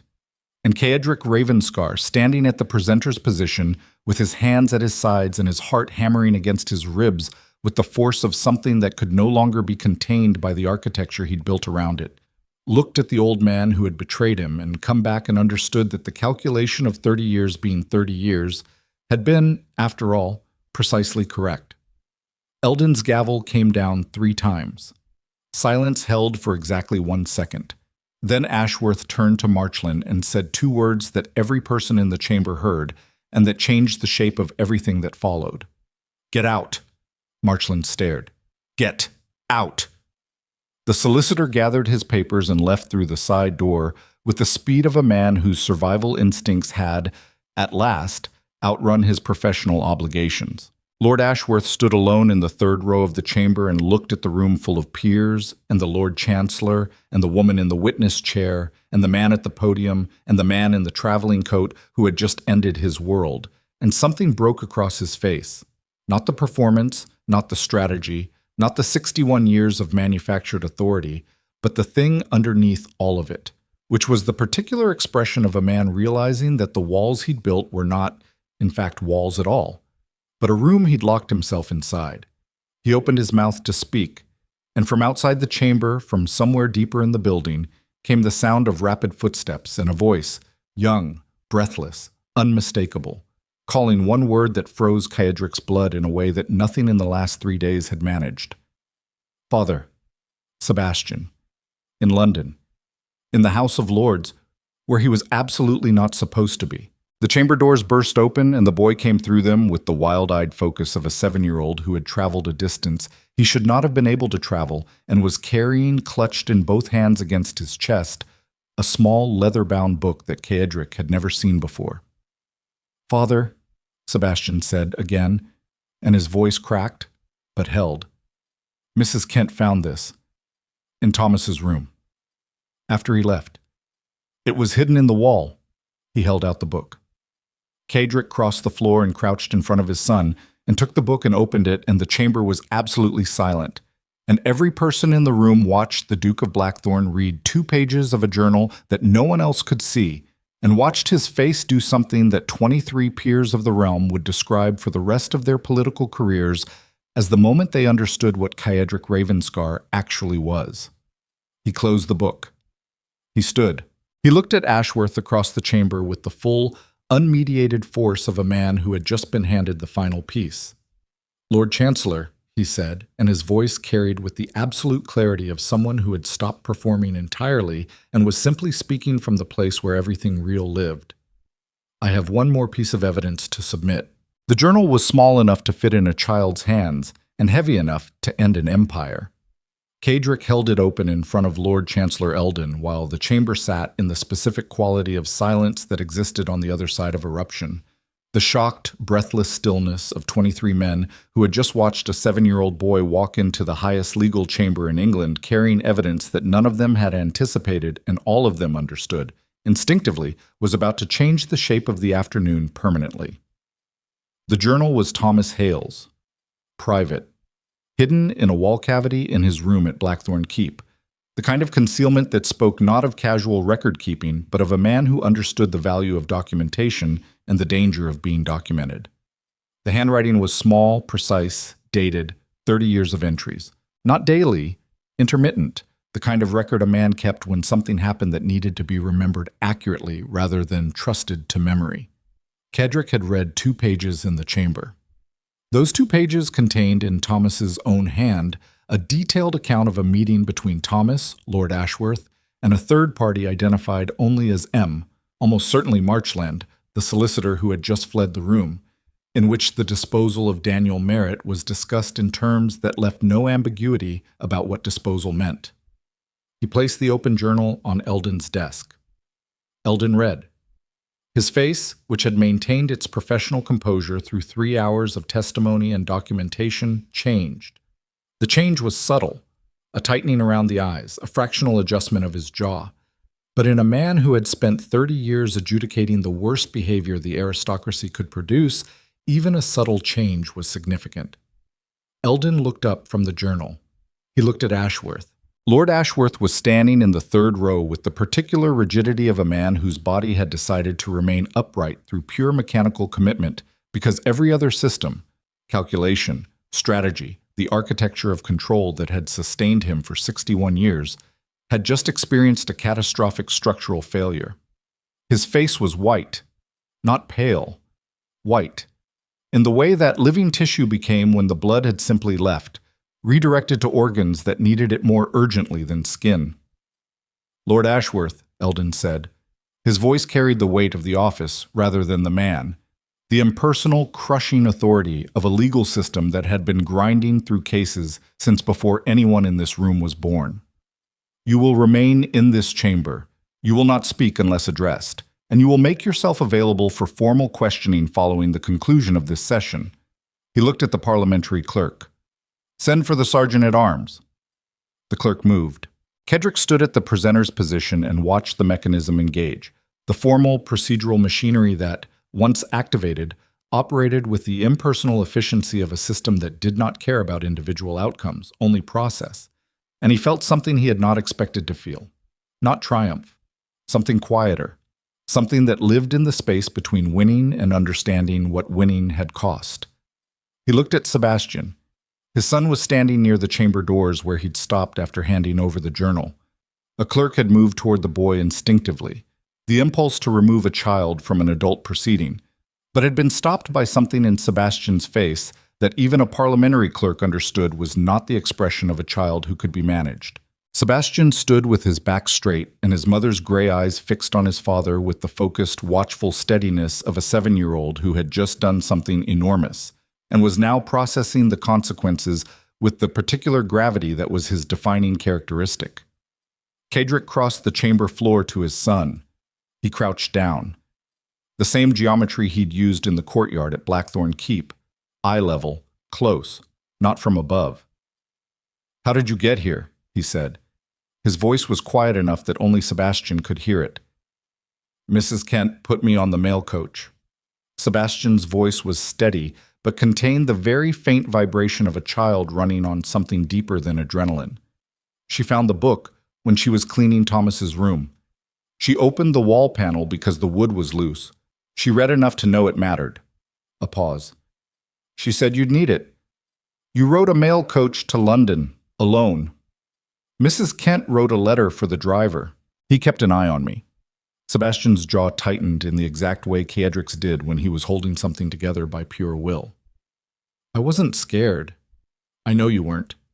Kedrick's hand found Sebastian's shoulder.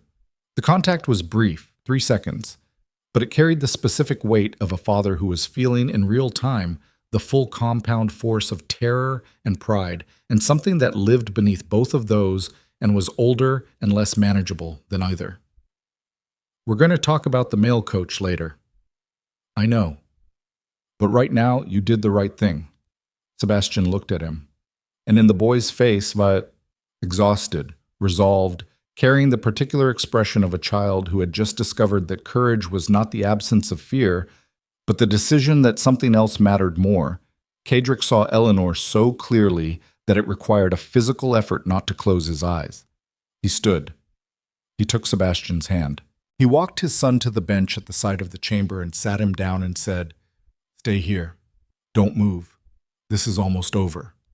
Sebastian sat. He didn't move. The formal proceedings that followed took another hour and 40 minutes, but their outcome was determined in the first 5 seconds after Eldon read the journal. The sergeant-at-arms arrived. Ashworth was formally detained. Denby, who had been sitting in the third row with the expression of a man watching his own execution from the audience, was also detained for questioning. The remaining members of the coalition, those present and those who would be summoned in the days that followed, were placed under formal investigation.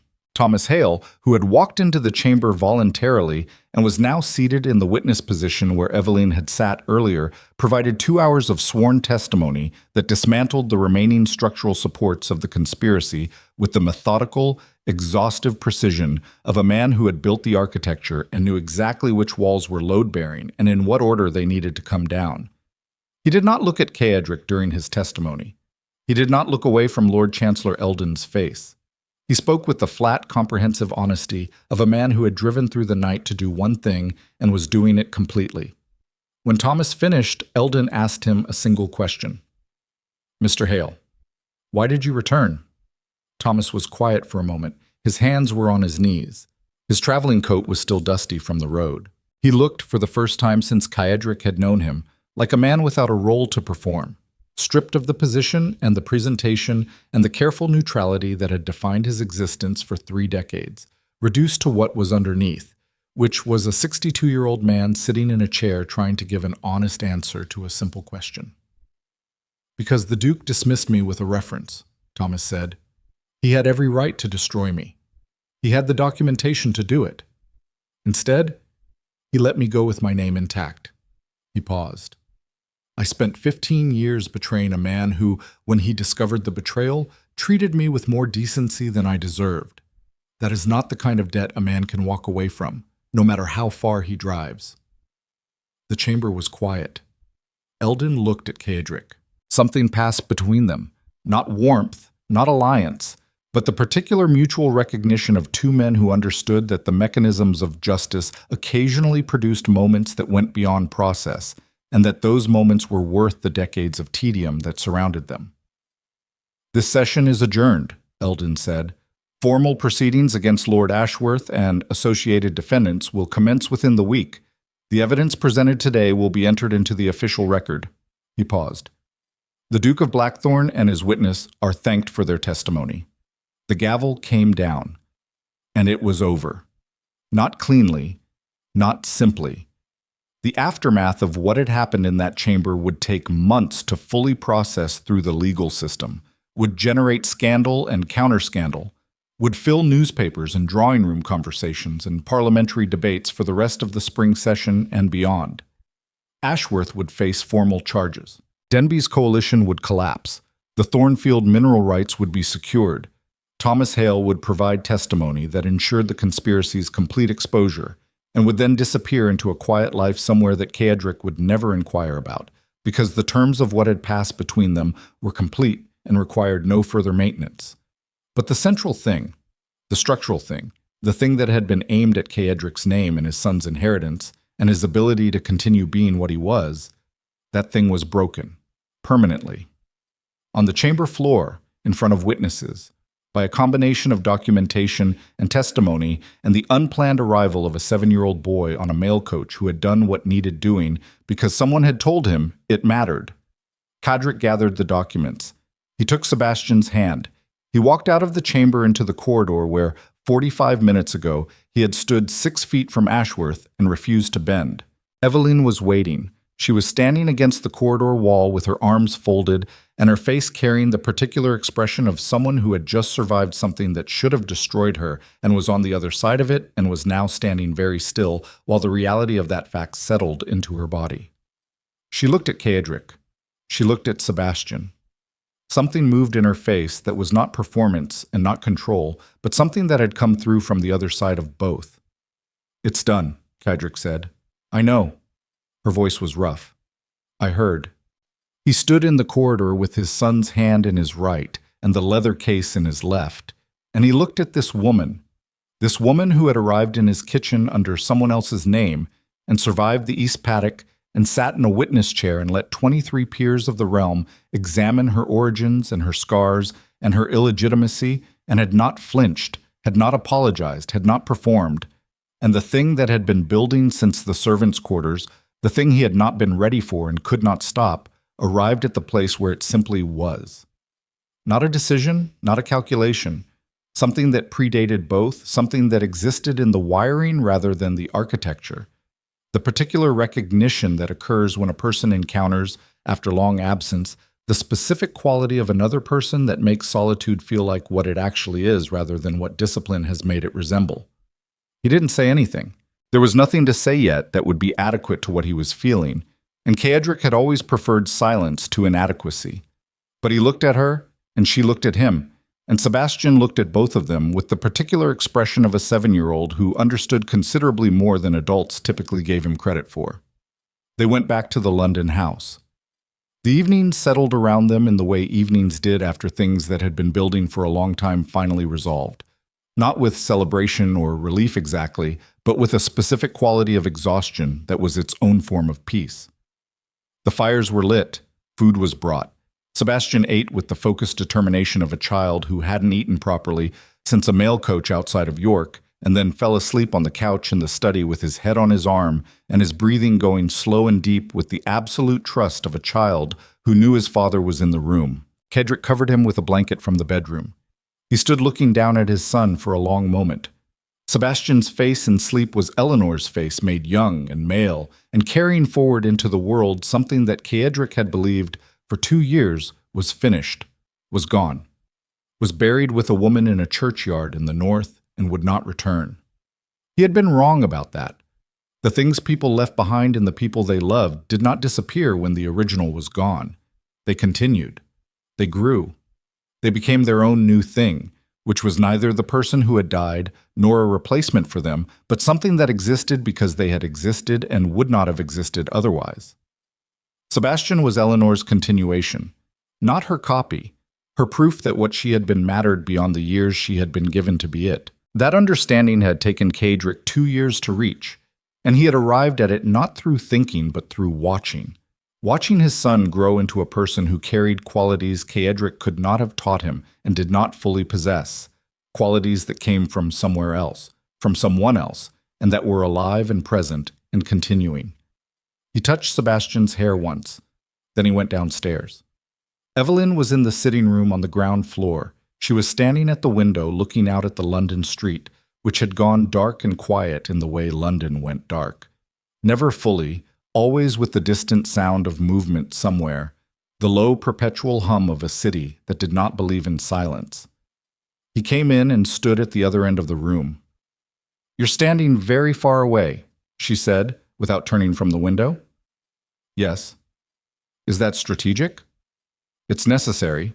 She turned then, looked at him across the room with the direct, unhesitating gaze that he had now received enough times to understand was not a technique or a choice, but simply the way she existed in relation to other people.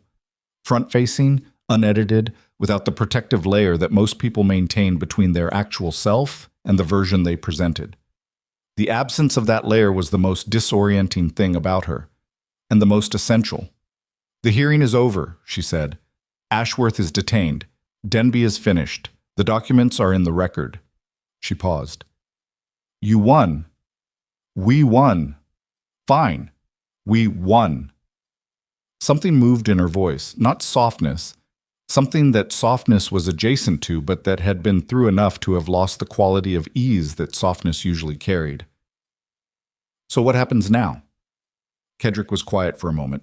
The fire in the sitting room was low, embers and the occasional small flame, the stage of a fire that had been burning for hours and was settling into its final form. The light it produced was warm and intermittent, the kind that made shadows move. "I've been thinking about what Thomas said," he said, "in the chamber, when Eldon asked him why he came back." He paused. "He said the debt was too large to walk away from. That's what he understood, that decency created obligation. That's one way to read it." "What's another?" She looked at him steadily. "That he came back because in 30 years, despite everything, despite the holding company and the betrayal and the scheme, you were the one person who saw him clearly and didn't destroy him for what you saw. And that matters more than obligation." She paused. "People don't drive through the night for debt. They drive through the night for the people who made them feel like they could be better than what they'd done." The room was very quiet. I don't know how to do this, Codric said. She waited. I know how to run an estate. I know how to manage a parliamentary coalition. I know how to read a room and dismantle an enemy and protect what's mine. He looked at her. I don't know how to do this. This, she said. This.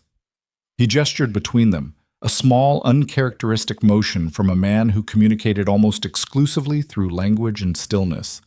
I loved Eleanor. I loved her completely, and I lost her, and I spent 2 years turning grief into a system that would allow me to continue functioning. The system works. It has kept me alive and kept Sebastian safe and kept Blackthorne standing. He stopped. And it is not enough. And I have known that for longer than I've admitted. And I am telling you this because you have been honest with me from the moment you told me your real name, and I owe you the same. Eveline crossed the room. Not fast. Deliberately.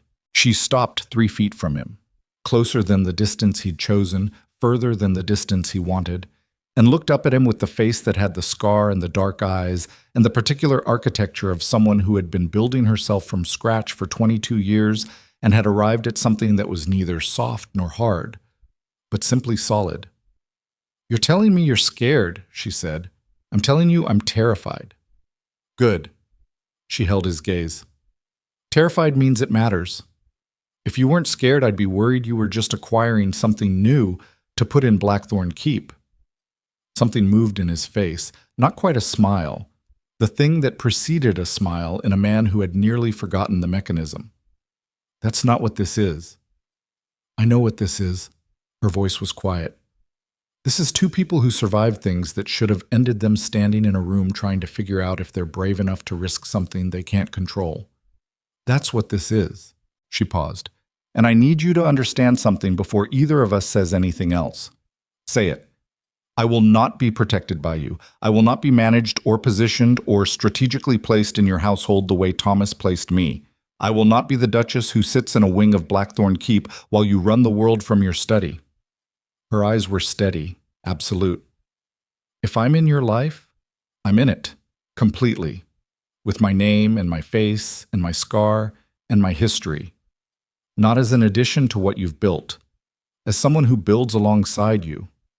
The fire cracked. A log shifted. The room rearranged its shadows. I understand, Cedric said. Do you? I understand that you're telling me the terms, and I understand that the terms are not negotiable. And I understand... He stopped. Something had arrived in his voice that he had not heard there in 2 years. Something that was not control and not performance and not the careful, managed output of a man who had turned himself into a system. Something underneath all of that. Something that had survived Eleanor's death and Sebastian's grief and Thomas's betrayal and 3 days without sleep and the full concentrated weight of an empire trying to crush him and was still, despite everything, present. I understand that I have spent 2 years believing that the safest way to live was to never need anyone again, and that you have spent 22 years believing the same thing for different reasons, and that we are both wrong, and that being wrong about this is the first thing either of us has been right about in a very long time.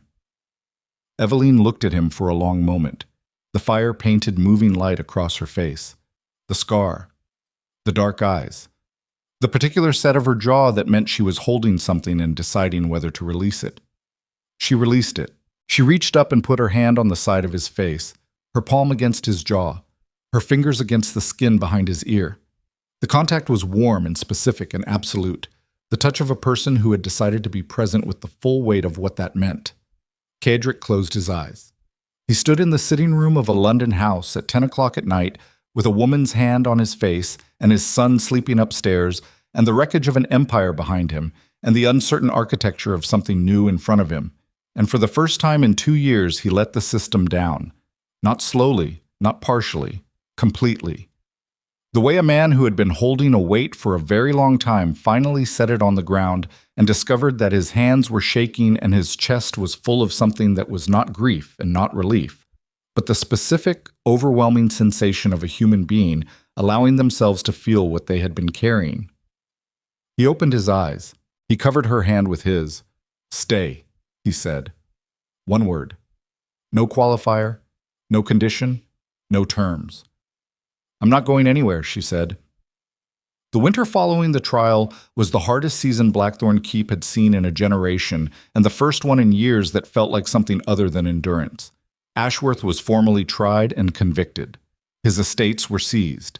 His name was struck from the social registers with the particular thoroughness that the aristocracy reserved for its own when the offense was too public to manage quietly. Denby was removed from his parliamentary seat. The coalition dissolved with the comprehensive speed of an alliance that had been held together by fear rather than principle, which meant it had no structural integrity once the fear was removed. 3 additional conspirators were identified and prosecuted. The Thornfield mineral rights were secured permanently under the Ravenscar estate. The scandal was enormous. The press, which had initially framed the story as a duke attacking his betters with the testimony of a bastard girl, reversed course with the particular shamelessness of an industry that followed evidence when evidence became too loud to ignore. Evelyn Vale's name appeared in newspapers across England. Her testimony was reprinted. Her origins were discussed, debated, and eventually absorbed into the public narrative as something that enhanced rather than diminished her credibility. Because the specific quality of a woman with nothing to lose who told the truth anyway was, it turned out, considerably more compelling than the manufactured dignity of the men who had tried to silence her. Cradling did not manage the public narrative. He did not need to. The narrative managed itself, the way narratives did when the underlying truth was strong enough to withstand examination. Spring came to the northern countryside with the gradual, grudging quality of a season that had to fight for every degree of warmth, frost releasing its hold on the paddocks one morning at a time, the first green appearing in the hedgerows like a rumor before becoming a fact, the light arriving earlier each day with the steady, incremental patience of something that had been coming for a long time and was in no hurry to prove itself. Evelyn moved through Blackthorne Keep with the particular quality of a person who was learning, for the first time, what it felt like to occupy space she had a right to, not performing belonging, not apologizing for presence, simply being in a place and doing things in it and allowing the fact of her existence in those rooms to become ordinary, which was, Cradling observed, the most radical thing he had ever seen anyone do in a house that had spent 400 years insisting that belonging was a function of bloodline rather than character. Sebastian attached to her with the specific gravity of a child who recognized, without being able to articulate it, that this person understood something about silence and survival that the adults who had been trying to reach him for 2 years did not. She didn't try to replace what he'd lost. She didn't perform warmth or maternal approximation.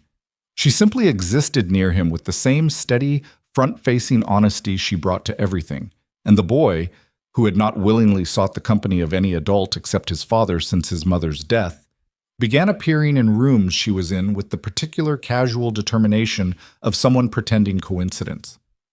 Cradling watched this happen and felt, in the deep structure of his chest, the slow remodeling of something that had been frozen for 2 years, not the removal of grief.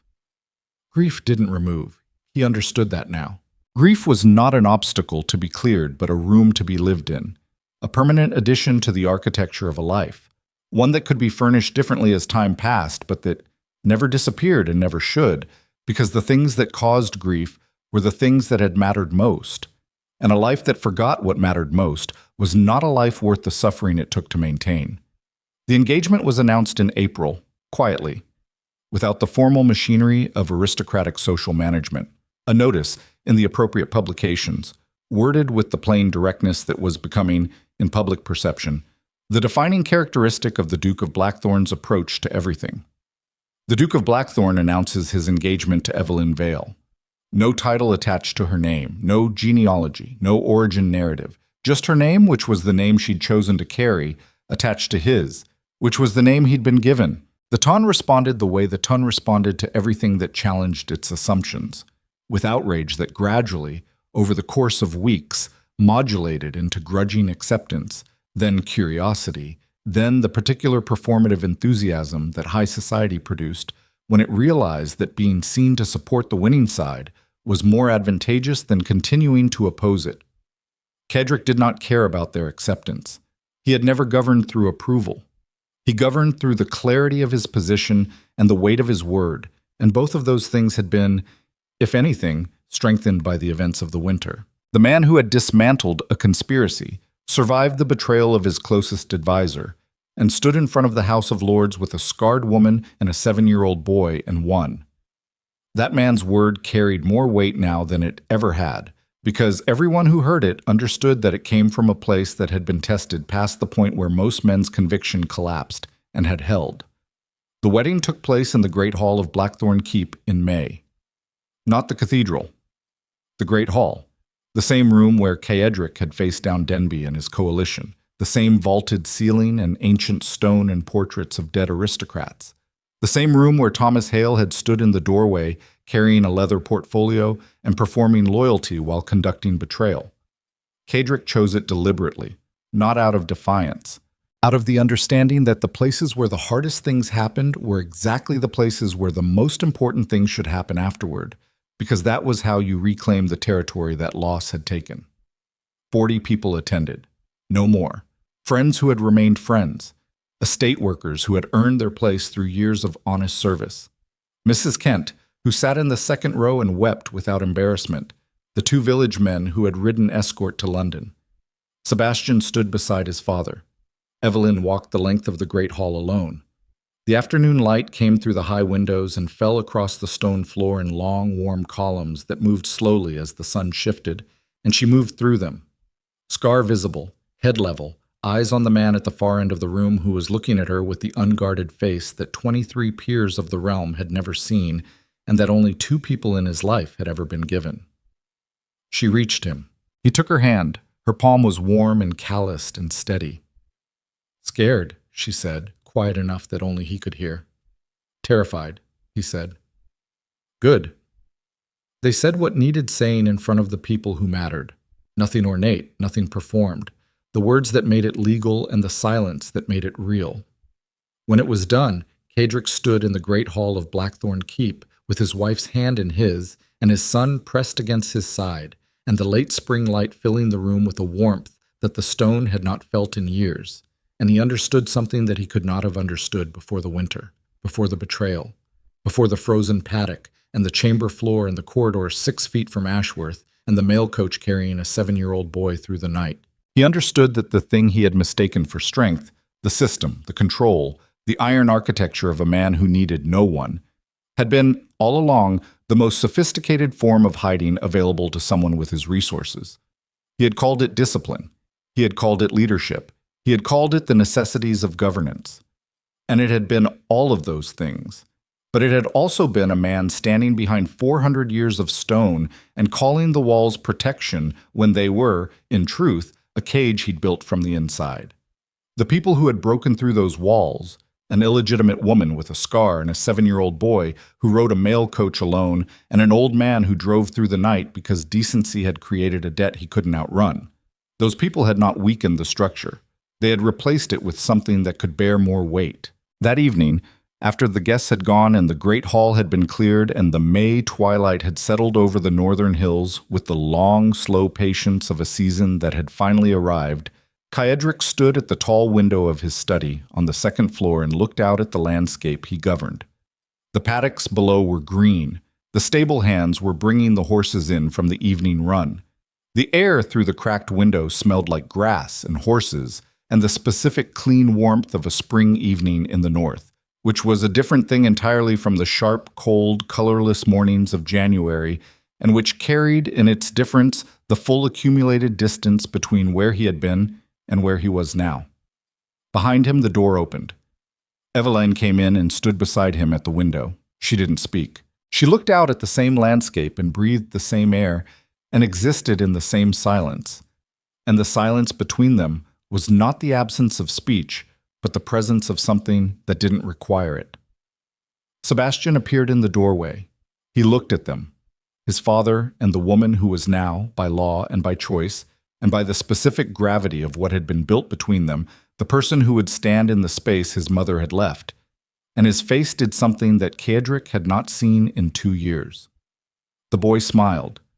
Not the managed, careful expression of a child who understood that adults wanted to see happiness and was providing it. A real smile. The uncontrolled, unedited, front-facing expression of a 7-year-old who felt, for the first time since his world had broken, that the walls around him were solid and the people inside them were staying. He crossed the room and stood between them at the window. Ceadric put his hand on his son's shoulder. Evelyn put her hand on the boy's other shoulder, and the three of them stood at the window of Blackthorne Keep in the May twilight and looked out at the world together. And the Duke of Blackthorne, the man who had ruled through fear and lost through grief and fought through betrayal and arrived finally at a place he had not known he was traveling toward, felt the iron inside his chest become something else, not softer, warmer. The difference between those two things was the entire distance he had traveled, and it was enough. The portraits in the corridors of Blackthorne Keep would eventually include Evelyn's face among the generations of aristocrats. Visitors would note her origins. History would record the scandal and the trial and the woman from the stables who became a duchess. The stories would be told and retold and simplified into something cleaner than the truth, because that was what stories did. They smoothed the edges of lived experience into shapes that fit the way people wanted to understand the world.